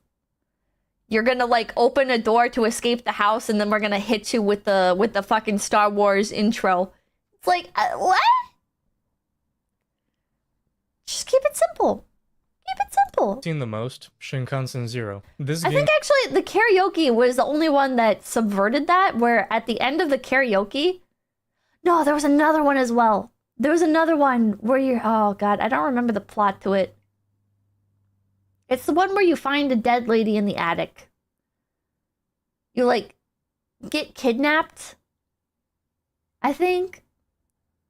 And you find the dead mom in the attic. I think the karaoke and that one are the only two that have, like, an actual... And is it just called the kidnap? Okay. So the karaoke and the kidnap are the only two that have an end screen. Of, like, this is what happens after. And even then, it was pretty limited. game is also slightly different in that it takes heavy inspiration from Spot the Difference games like 𝐒𝐿 and the I'm on Observation Duty series, which are both awesome games, by the way. I'm not gonna lie, Shinkansen Zero is kind of forgettable. You're stuck in a loop in the Shinkansen train, which is a real thing, and this boy tells you the rules of the game. If you see an anomaly, turn back. This one was pretty forgettable, in my opinion. It felt like a bootleg of 𝐒𝐿. If not, go forward. But then... Plot Shamelessly twist. stole the concept, Halfway through yeah. the game, the rules switch. If you see an anomaly, go forward. If not, turn back. The The red light, green... God, red light, green light was so bad. reason why this game is scary is because of how unnatural the NPCs act. I know the NPCs never acted normally in these games, but like, in the second half, this crew member is always happily moving this car with the straightest face you'll ever see. And this guy with green glowing eyes just sits there menacingly. I think this is what ruined the atmosphere of Shinkansen Zero. It's a bit too much. It's like the Chilla's art games are at their best when it feels like your daily life. And not to do this whole bit again, but like when I went to Japan, right? The time I was in Japan, I was like looking around and I was like, oh wow, you know, like this feels like Chilla's art. I know that's like really cringe to say. I forget who I said it to, but like I said that out loud. I was like, oh wow. Like I didn't expect like Chilla's art to feel so like true to life, I guess, with some of the environments. Cause like I'm used to American games, chat. I'm used to American games. People will never escape Japan. I'm used to American games where like you go into a convenience store and this is like, you're like, this is so unrealistic, bro. This is so bad. What the fuck? But you don't really think anything of it, really, because it's like, it's a video game, you know? You don't think too much of it. But the Chilla's art games do well to recreate the atmosphere of where they're from. If anomalies happen, they're even scarier. Like, one woman will have a live feed of your eyes. There's never a Walmart in a game. There's not. There's never a Walmart in a game. The only, like, grocery stores you see in video games, even if they're made in the West, are, like, the most made up, this will never exist, this has never existed type bullshit. It's like they made a grocery store based on the idea of a grocery store and have never actually walked into one. Because like three quarters of the fucking store is like a brightly lit produce section, and the other third is the other quarter is the fucking cereal boxes. And then the front of the store is completely empty with like 4 perfectly lined up cash registers. Divine Night, thank you. Object horror is a hard thing to get. 𝐒𝐨𝐜𝗶𝗽𝗶𝗽𝗏, thank you. Hi Pippa, how's it going? By the way, I like your ears, they're cute. Thank you. And sometimes the green-eyed dude will stare at you, Third try to fractions sneak with up Pippa. on you, or try to attack you. Ah! Or someone will try to blend into the chair. Spooky stuff indeed. And despite there weird. being an easy mode, the not easy mode was First of all, thank you. Duke Nukem's 3D is the most accurate depiction of LA from the 90s. kind of easy. Like, I only messed up 3 or 4 times total. I don't know if it's because I'm a giga genius. Jack Manson, thank you. Great idea for a game. You're in an abandoned Walmart and there's crazy bunny girl hunting you because she's mad at a game. Yes, or the game's just not supposed to be that hard. Anyway, if you're a fan of a horror spot the difference game, I think this one's for you. So those were the main... Just play 𝐿𝐴𝐸𝐸. Where's my Japanese name, thank you. I think the thing with a lot of devs is that they would want to stick with one formula, but fear one guy saying, hey, it got stale, and then break what made it fun. True. Games I wanted to talk about. Remember, though, they have 13 other games I didn't mention that are all good in their own way. So I'll speedrun through some of them right now. The Ghost Train takes place... This one is not good at all. I think this is the last one I did for Chilloween. I think. And I don't think I had fun with this one at all, if I remember correctly. on a train as well. Not I was really hyped for it, too. a high-speed one, though, just This a is the one I subway was the train. most hyped It's based for. on another Japanese folklore about this supernatural train station. Again, I don't f***ing know. It's got the atmosphere done really well, but some of the puzzles and events don't seem to be tied together. Like, they seem to happen just to pad out time. The Caregiver... Exactly. It's... I barely even remember this game because it was bad and forgettable and nothing made any sense. The only thing that I remember really about Ghost Train, aside from the obnoxious as hell ending that does not make it clear what you're meant to do, is a guy with a bug crate. But for those of you who weren't around for the Ghost Train, basically, the Ghost Train, you solve some pretty simple puzzles. And then you get to the end, and depending on like one choice that you make early on, that affects whether or not you can get the true ending for the game or not. And so once you get to the true end, or to the ending of the game in general, you don't know if you have the true end or not, because it's very unclear. And you can end up walking infinitely trying to figure out if you're actually at the end of the game or not, because you walk down a long ass like train route, right? You're walking along the rails, and there's a telephone booth, and you call everybody up, and everybody's like, you were a piece of shit. Click. And you're like, okay. All right, let me reload the game and choose a different option. And so because you only get one choice. Okay, okay, you get to the end of the ending, and there's like 5 options for you to choose from. And each option is somebody from your past who is referenced on the train in some extent. To some extent. I can't speak for shit today. So you click one of these options and somebody picks up the phone and is like, oh, so-and-so. Yeah, I remember them. They were an asshole in middle school and bullied a girl to death or whatever the hell. And you're like, oh, okay. And then the game just ends. And you're like, fuck, okay, reboot it. Choose a different option. And today. Huh? Wait, what did I say? Anyways.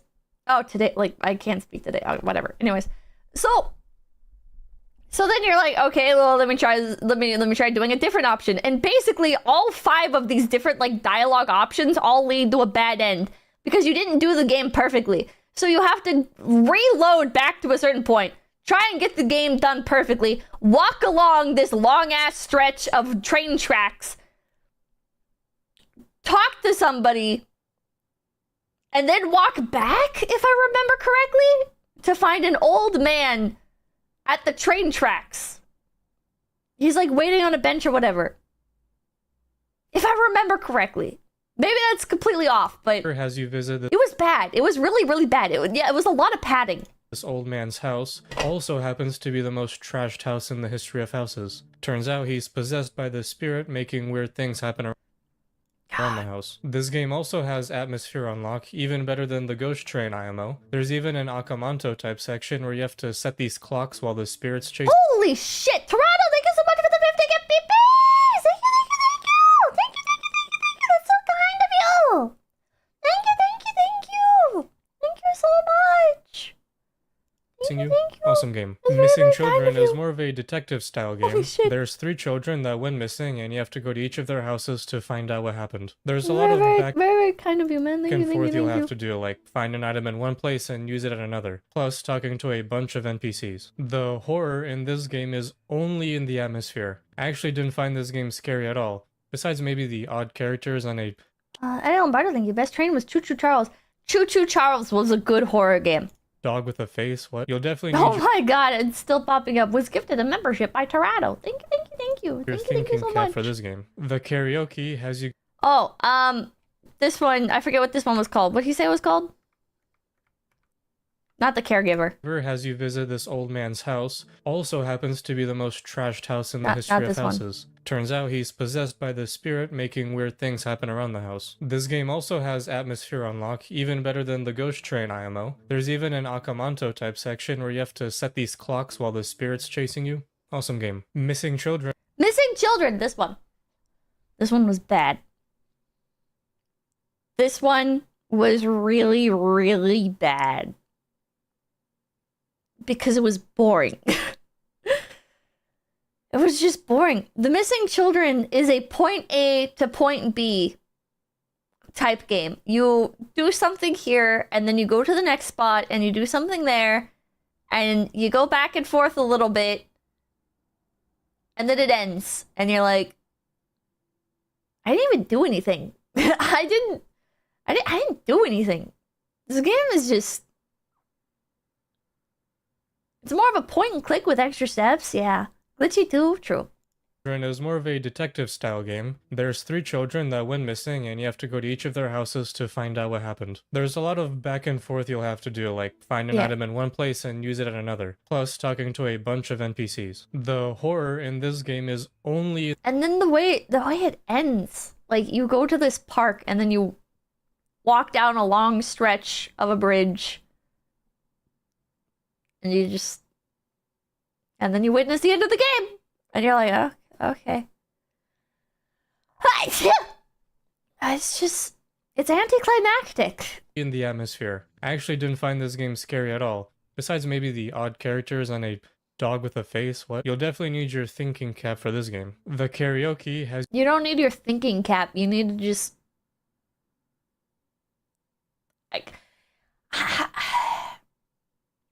You need to go into it knowing it's a Chilla's art game and everything will make sense. You go to Oh, a you think karaoke. Duh. There's even a karaoke minigame, which is very cool. What's cooler is that this the karaoke was kind of a banger. game has 6 different endings. That's because this The different endings are not a banger. game has many choices, particularly in the dialogue, that can lead you to a different ending.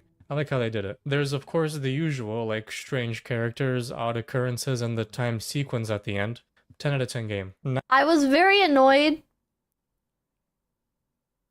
with what's the Doob stream? She's playing the Cabin Factory. Never even heard of that game. I was annoyed with the karaoke. I don't remember why exactly, but I remember it pissed me off. I think it's because the end chase thing, there was like an end chase scene and it was kind of bullshit, but I don't remember why. Night Delivery has you working as the average FedEx driver. Normal stuff like delivering. Night Delivery is the worst Chilla's art game, excluding shit with no save, like Amamanto. Packages, I won't even play Amamanto because I know it's just gonna piss me off. Meeting weird guests, getting a bottle thrown at you, and chasing this baby that has been planning his escape his whole life. Like, are you fucking serious? What is it? Again, it relies on the spooky This is a game entirely made of padding. Appearances to scare you. There's only one jump scare total that kind of got me. Oh my god. Again, being one of those working games like the other two, this is also one of their popular ones. So it's so bad though. This one is so bad. So that's Chilla's art. I hope you can see why Also, I and many Fear others over like their streamer games horror so games. much. I played Fear. There's something that you 100% have to at least try. Perhaps they're not your style, but you at least can appreciate what they do. I'm definitely excited about what else they're gonna make. I know they're making a remake of Night Delivery was a dumb concept to begin with. I think Night Delivery could have been saved by it just being a linear story with no puzzles. Maybe that's a brain dead take. But I think if Night Delivery had just been like, okay, I go to this house and I get some like strange lore, and then I go to another house and I get more strange lore, and there's no puzzles, a walking sim, yeah. Because the problem with Night Delivery is it's so bogged down by just brain dead puzzles, but there's not many puzzles that like, maybe like a more creative person could come up with a good way to do the puzzles in that game. But it's basically like, oh, I need to figure out how to get to this door on this floor. And there's like some bullshit artificial things in the way. Like, they just add walls between houses and you have to like climb up ladders on the outside to get to the certain doors. And then the elevator's broken for some reason, and between this floor and this floor you can't take the stairs. It's like, this is stupid. This is stupid. Pippa, you were trying to feed cat food to a dog. That doesn't change how dumb the rest of the puzzles are. Like, I have dumb moments, but that doesn't mean that the entire game should be full of ham-fisted in no brain puzzles. Dogs will devour cat food? They will. It's just, it was a dumb game. It was bad. It was really, really, really, really, really, really bad. The Night Delivery is a 1 out of 10. In my opinion. The bathhouse, which they had to delist. They say they're gonna add a whole load of new stuff. Looking forward to that. I fully expect to see their games become much more popular. Dog can eat cat food. Food is food. True. A whole load of new stuff. Looking forward to that. The remake of the bathhouse felt pointless in my opinion. The bathhouse. I think the original bathhouse was mid. I don't understand why the reviews on it were so bad. I feel like a popular streamer or Let's Player must have hated it, and so people left negative reviews or something. Why was it delisted? I don't know. I don't know. I think it had a game-breaking bug.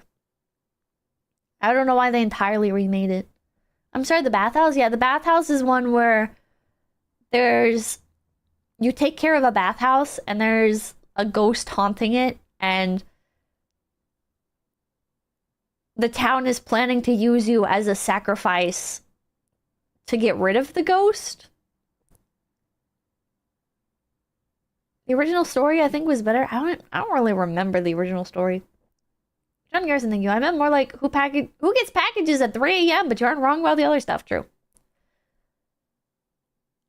Not the town, just the bathhouse owner. I thought it was the entire town in the first version of the game. And then in the second version, it's not the entire town that wants to sacrifice you. I distinctly remember one of the 𝐏𝐿𝐴 games, the entire town was out to get you. The entire town was messing with us, yeah. I like the kooky characters in the bathhouse. Which they had to deal with. Pretty fun. They say they're gonna add a whole load of new stuff. Looking forward to that. I fully expect to see their games become much more popular. To end this video, I'll show you an extensive montage of clips while I was playing each of their games. Enjoy. The rest of this is just... Bro, I'm not here to watch your Let's Play.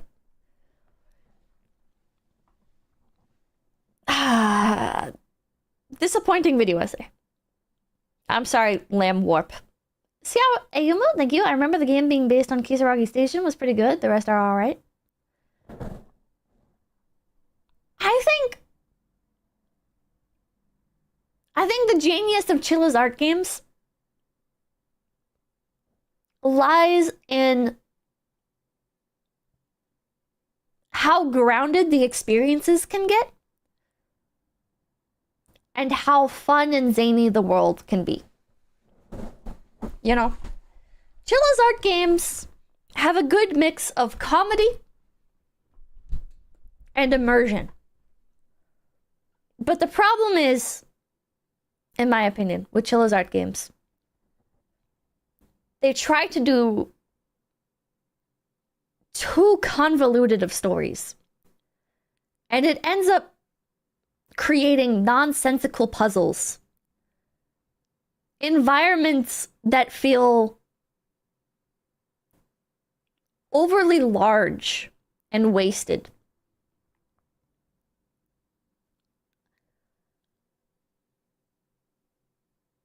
Some games don't have any crazy NPCs to interact with at all. And maybe for some people, that's fine, right? Maybe with some people, it's like, okay, well, like if crazy NPCs were in every game, that would just be boring. But I feel like if you take out the crazy NPCs from a Chilla's art game, you just end up with a very subpar horror game that runs like shit. And the story is barely held together by anything.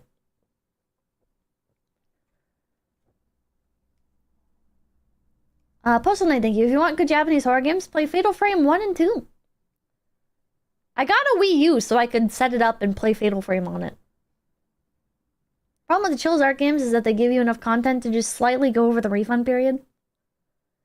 There are enough crazy NPCs IRL now that we don't need them in games anymore. I think we do need them in Chilla's art games. Ah, no, man. Here's footage of somebody who got cursed digicam working.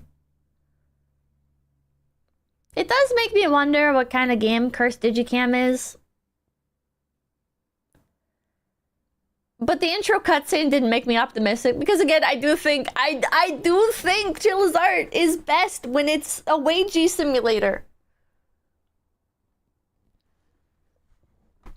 The atmosphere of Fatal Frame games is top tier though. Boot up that dusty old Wii U, hell yeah. You can finish any Chilla's in 2 hours max if you're not streaming it, yeah. Hanya just got done playing it and thought it was fun / scary, well hell yeah. Did hers run fine? Mine did not want to run well. Has she seen the trailer for the new Yakuza pirate game? I have not. Yakuza Pirates in Hawaii, what the hell?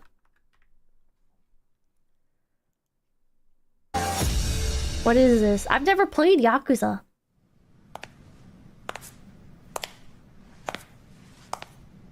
You had the wrong settings and resolution chosen. That is such a bullshit.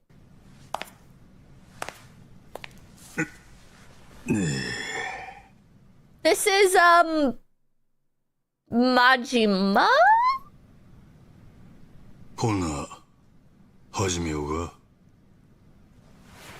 Post anything. You actually never mind. Don't play Final Fantasy 1. It's a real game of puzzles. Oh, wait. Oh, Final Fantasy. Fatal Frame 1. It's a real... Bro, fuck off, man.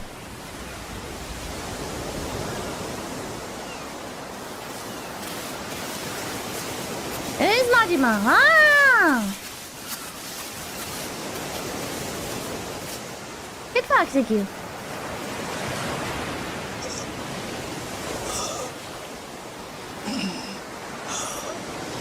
I heard this game is wild. I was not gonna believe what's currently happening in Yakuza. Yakuza is the silly game franchise where you can drive a forklift and play gachapon, right?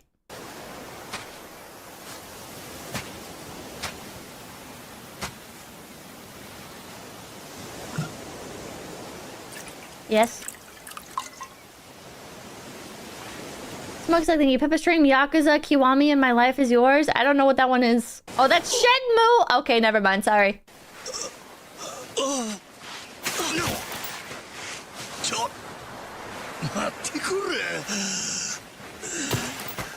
That's fucked up. Pours a cup of water right in front of a fucking shipwrecked guy. No, you can't have any.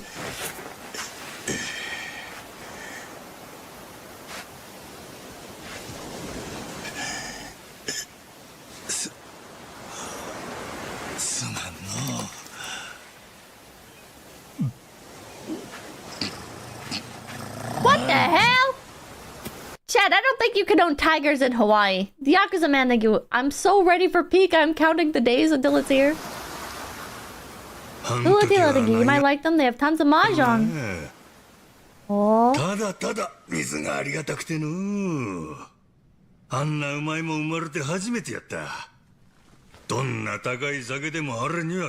Yakuza, for the most part, does rule of cool correctly.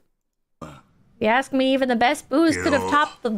But then a peculiar little thought crept its way into my skull. He's talking about drinking water. How in the ever-loving hell did I end up on this beach?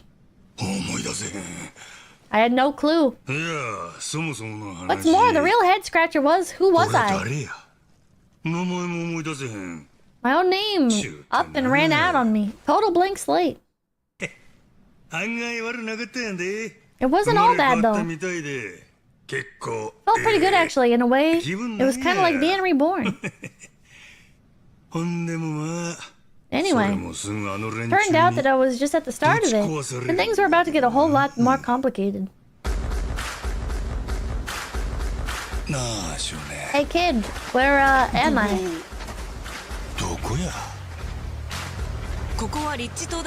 This is Rich Island. It's not far from Hawaii.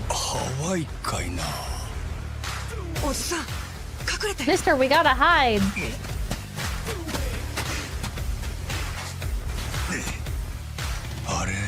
The hell are those pirates?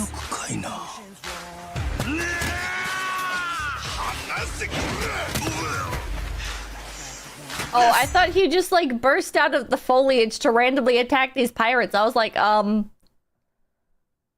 that's an interesting decision. Get out of here. Mister! Nele Island. The waste Pelkanad stockpile just sat. What? Pelkanad stockpile just sat there? Leaking all kinds of radiation into the ocean unchecked. It wasn't until half a year ago that someone found out and turned it into a whole controversy. Recently, some Yakuza came over from Japan, claiming they had a safe way to dispose of the waste. Then does that mean you've got friends on Nele Island, mister? That one-eyed Yakuza caused trouble. He was here, wasn't he? Don't try to hide it. I don't have a clue what you're talking about. Say, Jason, I heard your kids made a new friend. Is there any gameplay in this? Come on, why don't you tell us where he went?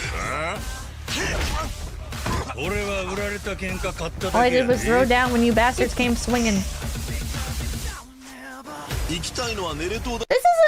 This isn't the main character of the... Oh, this is the reveal trailer. Ah, this isn't the main character normally, right? Kazuma Kiryu is. You're trying to get to Naily Island. It's the captain's job to find a heading after all. Safe that you could toss your name into the ring. I mean, you took out the previous captain, that's good enough for me. Mister, that rules. Sencho. Captain, huh? That doesn't sound half bad. He looks goofy as hell. Smug something. You Asman did a react to the big gameplay trailer recently? What ship is that? Did you guys see Asmongold wearing one of the fucking 𝐒𝐿𝐴𝐵𝐵𝗡𝐵 hats that Lewin made?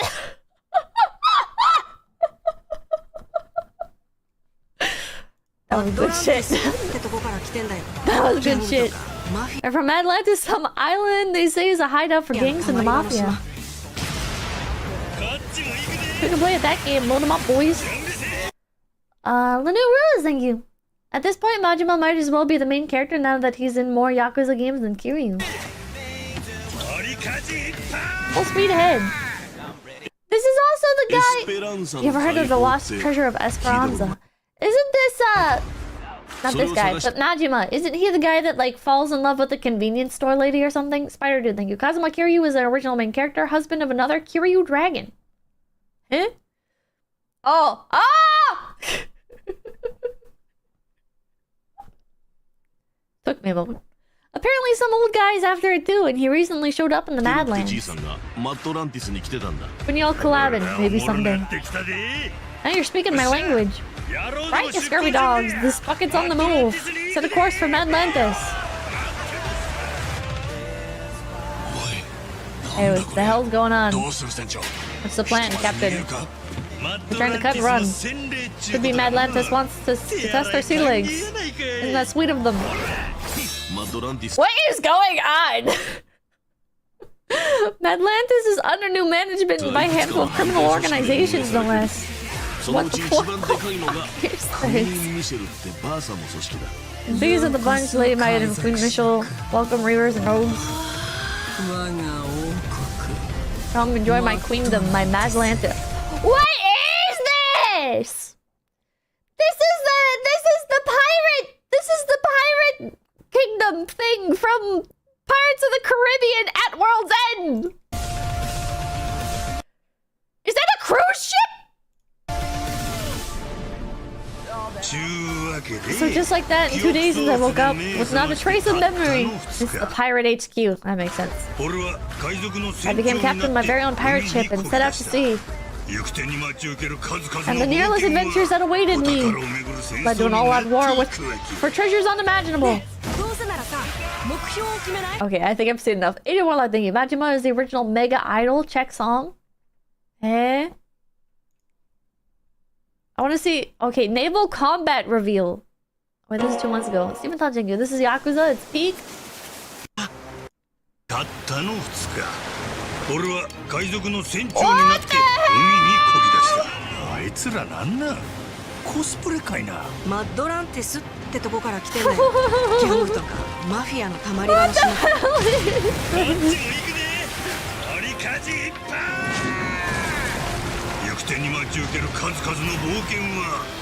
What the Dude, I don't know. Oh, Sega. Somebody at Sega was sitting there playing fucking Black Flag and was like, huh. What if somebody made this, but like made the other parts of the game fun too? What if we took the ship stuff from Black Flag, Assassin's Creed Black Flag, and what if we made like the rest of the game fun?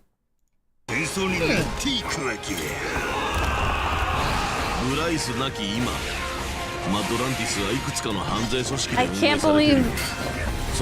can't believe the degree that you can customize your ship.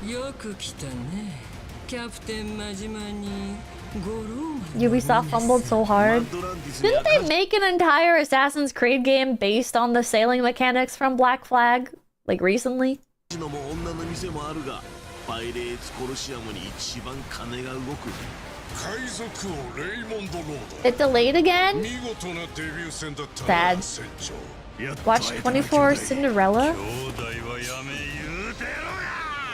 What is that? ずっと記憶喪失のままでいいの。 What the fuck? What the fuck? What the fuck is happening? このまま海賊稼業続けんのもありか。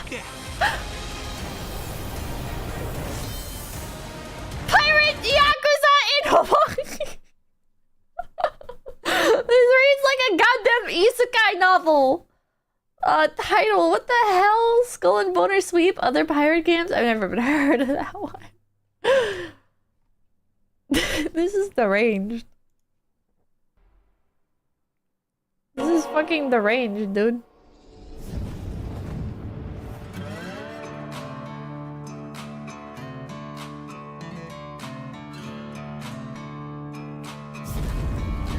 This dude in the red Hawaii shirt with the big afro, he's the guy that people post like reaction images of where he's like smoking. Wait, I think Ubisoft made Skull and Bones a criminally underrated game and I will die on this hill. Sometimes I think you should check out 24-hour Cinderella Sakura. Eh? He's a new main character. Ichiban?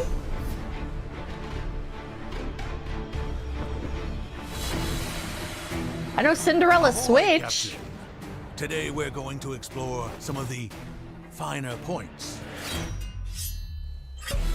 of playing pirate in Like a Dragon, Pirate Yakuza in Hawaii. In Hawaii! With its brutal buccaneer brawls, one-of-a-kind crew building, and exhilarating naval combat. Prepare yourself for an over-the-top I hope I can high-seas adventure remove the little boy from the team. for the modern-day privateer, helmed by you, the one-eyed ex-Yakuza, Captain Majima. Captain So hoist the sails. We're on the hunt for scurvy dogs and legendary treasure. Why is that? Because I hate... Dude, his fucking face, what the hell? Because I... Kick hours! Goddamn, this fucking game thing is so distracting. I hate annoying little boy sidekicks so much. I understand that there's supposed to be a self-insert for little boys playing the game, watching movies, and whatever the fuck, but it is really annoying to not be a little boy and consume any piece of media that has, like, the little boy sidekick, and it's like... I gotta sit here and watch this motherfucker be really annoying, be useless, and basically be like a really shitty hype man for the main character. Cockpoplar, thank you. 24-hour Cinderella is peak Majima. Big Bad Bear, thank you. I hope I can remove the boy from the team so Yakuza stream confirmed. Maybe. Anti-Nala, thank you. This is the Pepinas Envy talking, what the hell? Like a Dragon, Pirate Yakuza in Hawaii's dynamic combat system. Like a Dragon, Pirate Yakuza in Hawaii. There's two unique fighting styles for a deep variety of devious mix-ups. This is so silly. Deliver explosive blows, judicious juggles, and gravity-defying air combos. Why is the little that tiger there generously reward all your the time? creativity. Do you get to keep it as a little With Mad pet? Dog style. Channel Majima's muscle Do you memory just keep to it as a slash pet? and stun scallywags into submission. They're very silly in a good Deliver game. precise yet powerful Moral combos support. with speed, agility, and flair. Dodge and block to land destructive counters. Then bust out a heat action and send them below decks. Still standing? Hold down and attack to shiver their timbers with crushing charge moves that will have you lightning dashing. This is a lot of hyping up of the combat that kind of just speaks for itself. Through crews, or use your chain hook to close the gap. Bro, come on. Talk about something else. Fucking bird. What happened to the bird? Dude, the bird is missing a tail. What the hell? What happened to this bird's tail? They got a macaw and they ripped off the tail. Dude, the fucking dogs monkey. off the leash and the steel really starts singing.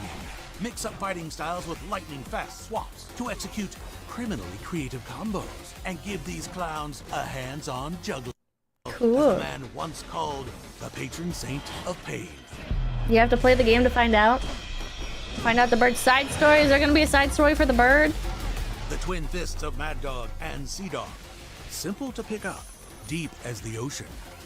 Winning your bonds through song, drink. What the hell was? Wait a minute. Pirates into a ship. Whoa! What the hell? What the hell? What the hell is this guy? Chat. We've got SpongeBob and Daft Punk on the same team. Through song, drink, adventure, and victory. There he is. He was in the background. Yes, this game is canon. Gotcha, and you're mechanic? going to need a lot of them. The ship is so Arm cool. yourself to the teeth to take on the scurviest scoundrels this side of the Pacific and scuttle them before they plunder you. How come Yakuza, Like a Dragon, makes silly stuff, but other franchises don't want to be silly? It seems like it's working out well for them, right? Like, they come out with a new game every fucking year. Firepower to a fixed stern, aft, starboard, and port. And what's a rocket launcher but a modern-day blunderbuss? What the hell? Test the waters with a shipload of loadout. Saints Row did for like one game? Saints Row's always been pretty silly, right?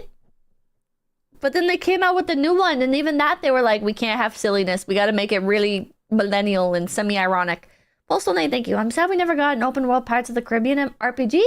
Was that like canceled after Disney killed their games division? Oh, 𝐒𝐲𝐿𝐽, thank you. Well, I actually played that Pirates MMO a little bit back in the day, but it wanted money for everything, so I was like, fuck. 𝐒𝐲𝐿𝐽, thank you. You skipped the part with the pirate ship lasers. And upgrade your arsenal to visit utter destruction upon your foe's collective broadsides. Any captain worth their salt knows to assign crew hands strategically. What the fuck? To max out their ship's attack and defense before raising the black flag. I hope there's side stories for all these characters. Dual Star, thank you. When Japanese do silly, you get Yakuza. When Westerners do silly, you get Borderlands. We can never allow a Westerner to make a silly game ever again.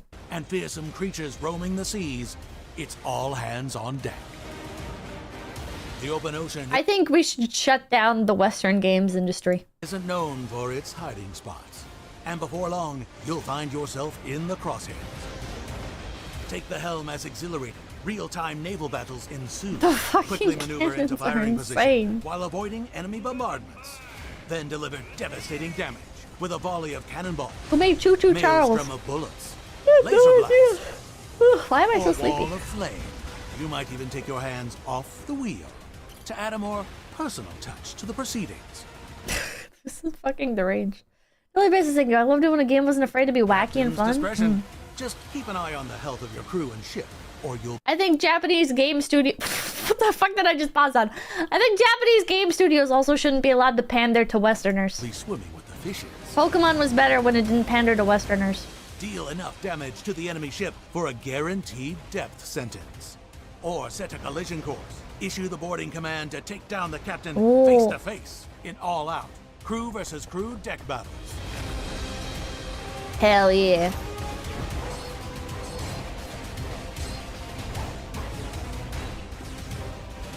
Wait, you can have the tiger as A pirate's life crew member? isn't just about sending your foes to the brine. That's deep, so cute. But it is a highlight.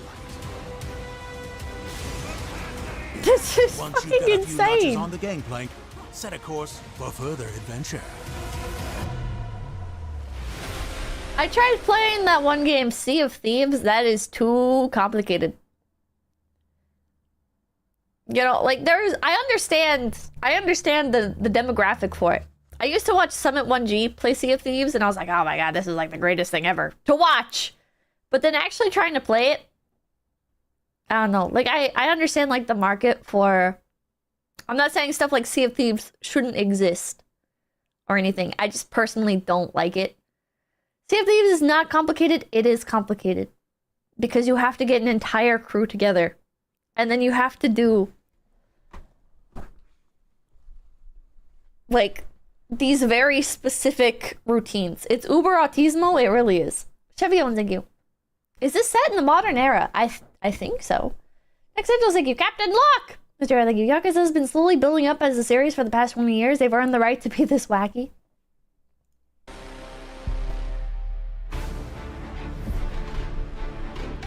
Island hopping. Why is his face crazy in every shot? Welcome to your home on land, Rich Island, a remote fishing village where you wash ashore with no memory or much else to your name. He's got a sword at least. Madaruk, thank you. Yakuza also had a zombie apocalypse game a decade ago. What? Local island boy Noah Rich, Because he's crazy. Goro, and family take you in and become the first allies of your pirate adventure. Thanks to them, Rich Island is the place to rest up, Aww. restock supplies, Cooking reorganize your wardrobe. You and can dress up the rehabilitate little any animal cat! friends interested in the pirate. What the fuck? Oh, so in Chilla's art, you can't feed a dog cat food, but in Yakuza, you can feed a cow dog food. You know what? I'm sold. I will now play your game. The real action can be found on Madlantis, a secret criminal hideout born from a ship graveyard and ruled by ruthless pirate lords. Set a course to find a cavernous pleasure district bustling with ruthless pirate lords. Set a course to find You can tell there were no Western investors in on this one. a cavernous pleasure district bustling with activities. Bonafide Metal, thank you. All Japanese media is better when it doesn't pander to Westoids because it always dilutes the product. True. Halen Riser, thank you. Yakuza has been known for having some of the best written serious stories, but when they go into the funny, wacky shit, they don't pull their punches. And the infamous Pirates Coliseum, where you can put your skill to the test in a spectacle of piratical combat. This is so cool! Will it be fame and fortune? I don't like the Or SpongeBob watery guy. grave? Rise through the ranks of 4 battle types, all offering unique challenges What the fuck? that ramp up the risk and the reward. Once Yay! you've sent enough souls to the locker, head over to Nele Island, a holy site overrun with nuclear waste. What the fuck? Okay, this is cartoonishly evil. What the fuck? What the? Yeah, we have a lot of nuclear waste. We've got like, I don't know, like 5,000 barrels stacked on top of each other, all with the radioactive fucking label on it. Result of unchecked greed. Ex-Yakuza, looking for a new start, have flocked here to aid believers in the cleanup. But not all is as it seems. Could this curse Imagine you just take the barrels and to clean up the island, you're just like throwing them into the ocean. Lulutila, thank you. Yakuza 8 has their own VTuber, Tatara Hisoka. be the key to Majima's missing memories? Or something else altogether? And finally, you can't island hop Was without that- stopping was that by an important the biggest character? chain in the game. Set a course for Hawaii to take in all the sights, sounds, and activities that await a pirate of leisure such as yourself. Just be sure to what the dress up before heading down. マジラブラブラブ愛しのプリンセス大好きなのさ今後生で生きてるみたいに君を浴びなきゃ枯れてしまうから Whether you're surfing the streets, slinging around town, or setting some landlubbers straight with your fists, What the fuck is Paradise has what the so fuck is going on in the Yakuza games chat? much to offer. So take your time and soak it all in. There's much more to explore on the open seas of Like a Dragon, Pirate Yakuza in Hawaii, all waiting to be Like a Dragon, Pirate Yakuza in Hawaii. discovered. But beware, the sea can be unforgiving, and its occupants deadly. Oh no, shark! The more you explore, the more you conquer, the more you unlock. Rough seas are ahead, but with great victory comes great reward. Mechanist Golden Gear, thank you. This is this is deranged. Alright, Pre-order Jogo, any thank you. Isn't digital Snoop or Dogg physical supposed to be in the edition upcoming to one? get the Ichiban Kasuga Pirate Crew and special outfit set, Snoop Dogg in Yakuza?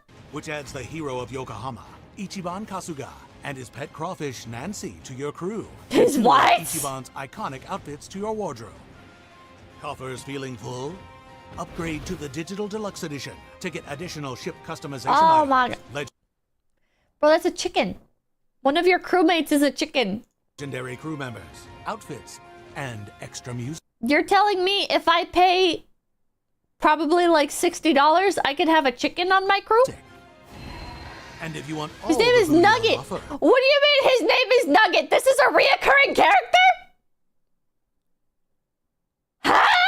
pick up the limited collector's edition, including real-world loot, a Oh my God. triple-layered pirate flag, Captain You know Logic it's a Japanese game because they've got a fucking acrylic stand. standee, replica eye patch, metal treasure coin pin, and all the digital deluxe content. Yeah, how much? Finally, subscribe to Sega Smokes, I think the chicken is named Nugget. He manages real estate. emails What? now through February 25th to receive Kazuma Kiryu's iconic Dragon of Dojima outfit for Majima to use in-game. Nugget the chicken.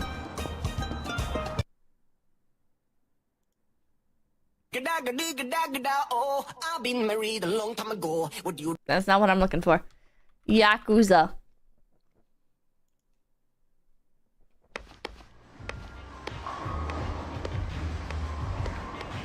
Is this it?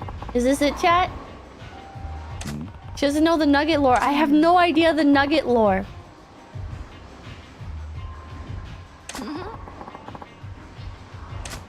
He's not... This doesn't take place like on a farm? Skeptical Panda, thank you. This is the diversity camper's grave. I thought Yakuza was a gang. Well, in real life, yeah, they're like a Japanese mafia. And it's a really controversial, like, organization. Bowl of turkey and you get a delicious turkey to eat. Nice. Next item, like, fun fact, nuclear reactors make very little waste. If you were to put all the nuclear waste in the world together, it would fit in a Walmart superstore. Huh. In the game, they're just silly guys. It's the mob on steroids. There's two types of discussion around the Yakuza. The real-life Yakuza.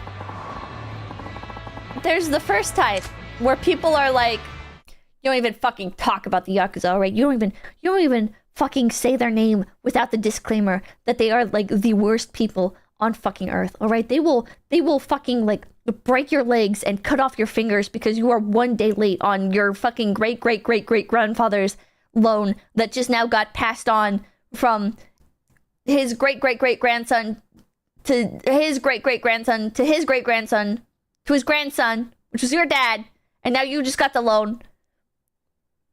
And you're one day late, and they're gonna fucking kill you. So never ever say anything even remotely, even neutral about the Yakuza, alright? Because they don't fuck around, alright? And then there's the other type of discussion about the Yakuza where people are like, bro, the Yakuza is so cool, man. Like, yeah, they like sell drugs and stuff, but on the other hand, like also they like keep the crime down in cities and stuff. And like generally, like, Yakuza people are really chill, and it's kind of like a home for people who would otherwise be like outcasted by their city because either they're like orphans or like you know, like they don't like appear to be like a typical Japanese person, and they help to like keep a lot of corruption out of the cities and stuff. Yeah, by like creating some corruption because they're like handling everything, but they keep like things from getting worse, and if anything, you know, like make stuff better. And you're sitting there like,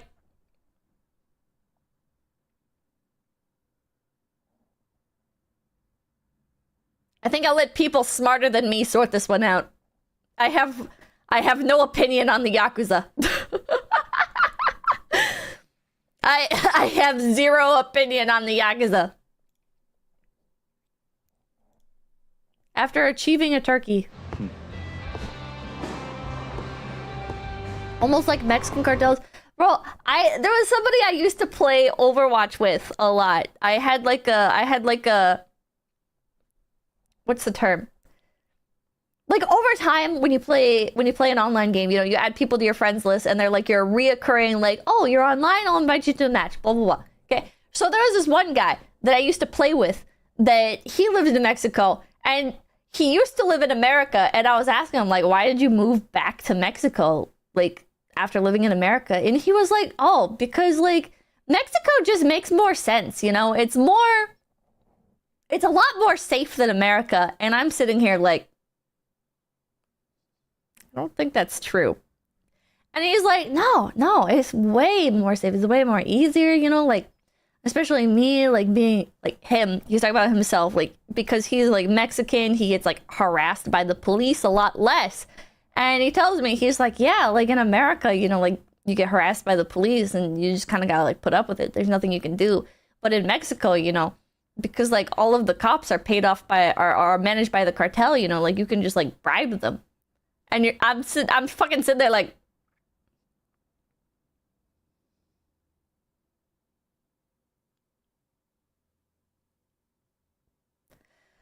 what?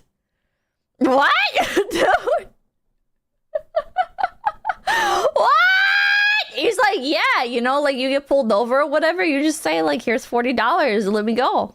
And I'm like, what, bro? Like, what? Like, that's not, you're trying to convince me that this place is better? What do you mean? Now I kind of get it, but Arch and Warlock, thank you.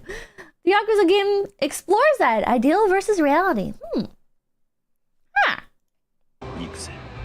Might be fun to try playing them one time. Money talks, Pippa.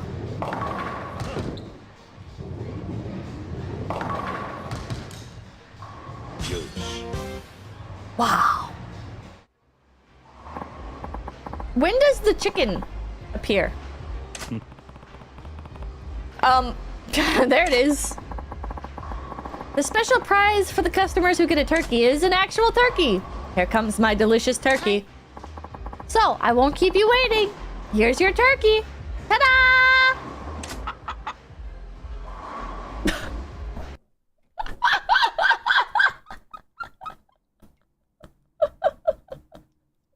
What the fuck? A turkey. With this crispy skin, juicy inside, a plump bird roasted to perfection. It's a bit fresher than I thought. Oh, yes. Well, we didn't specify when we ordered, and this is what they sent us. And it's not even a turkey, it's a chicken. Look at it. Oh my, you're absolutely right. How did that happen? Oh my fucking god. So do you, like, get the chicken as, like, a party member or something? Like... My second does cooking for you. We've got a chicken in the back. You're gonna cook it now? Yes, so you'll at least get a meal out of it.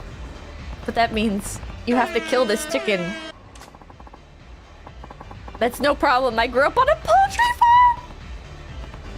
What? What the fuck? No! Don't kill him! No! No! Look at his eyes! Look at the beautiful look in his eyes! That poor bastard, he just wants to live!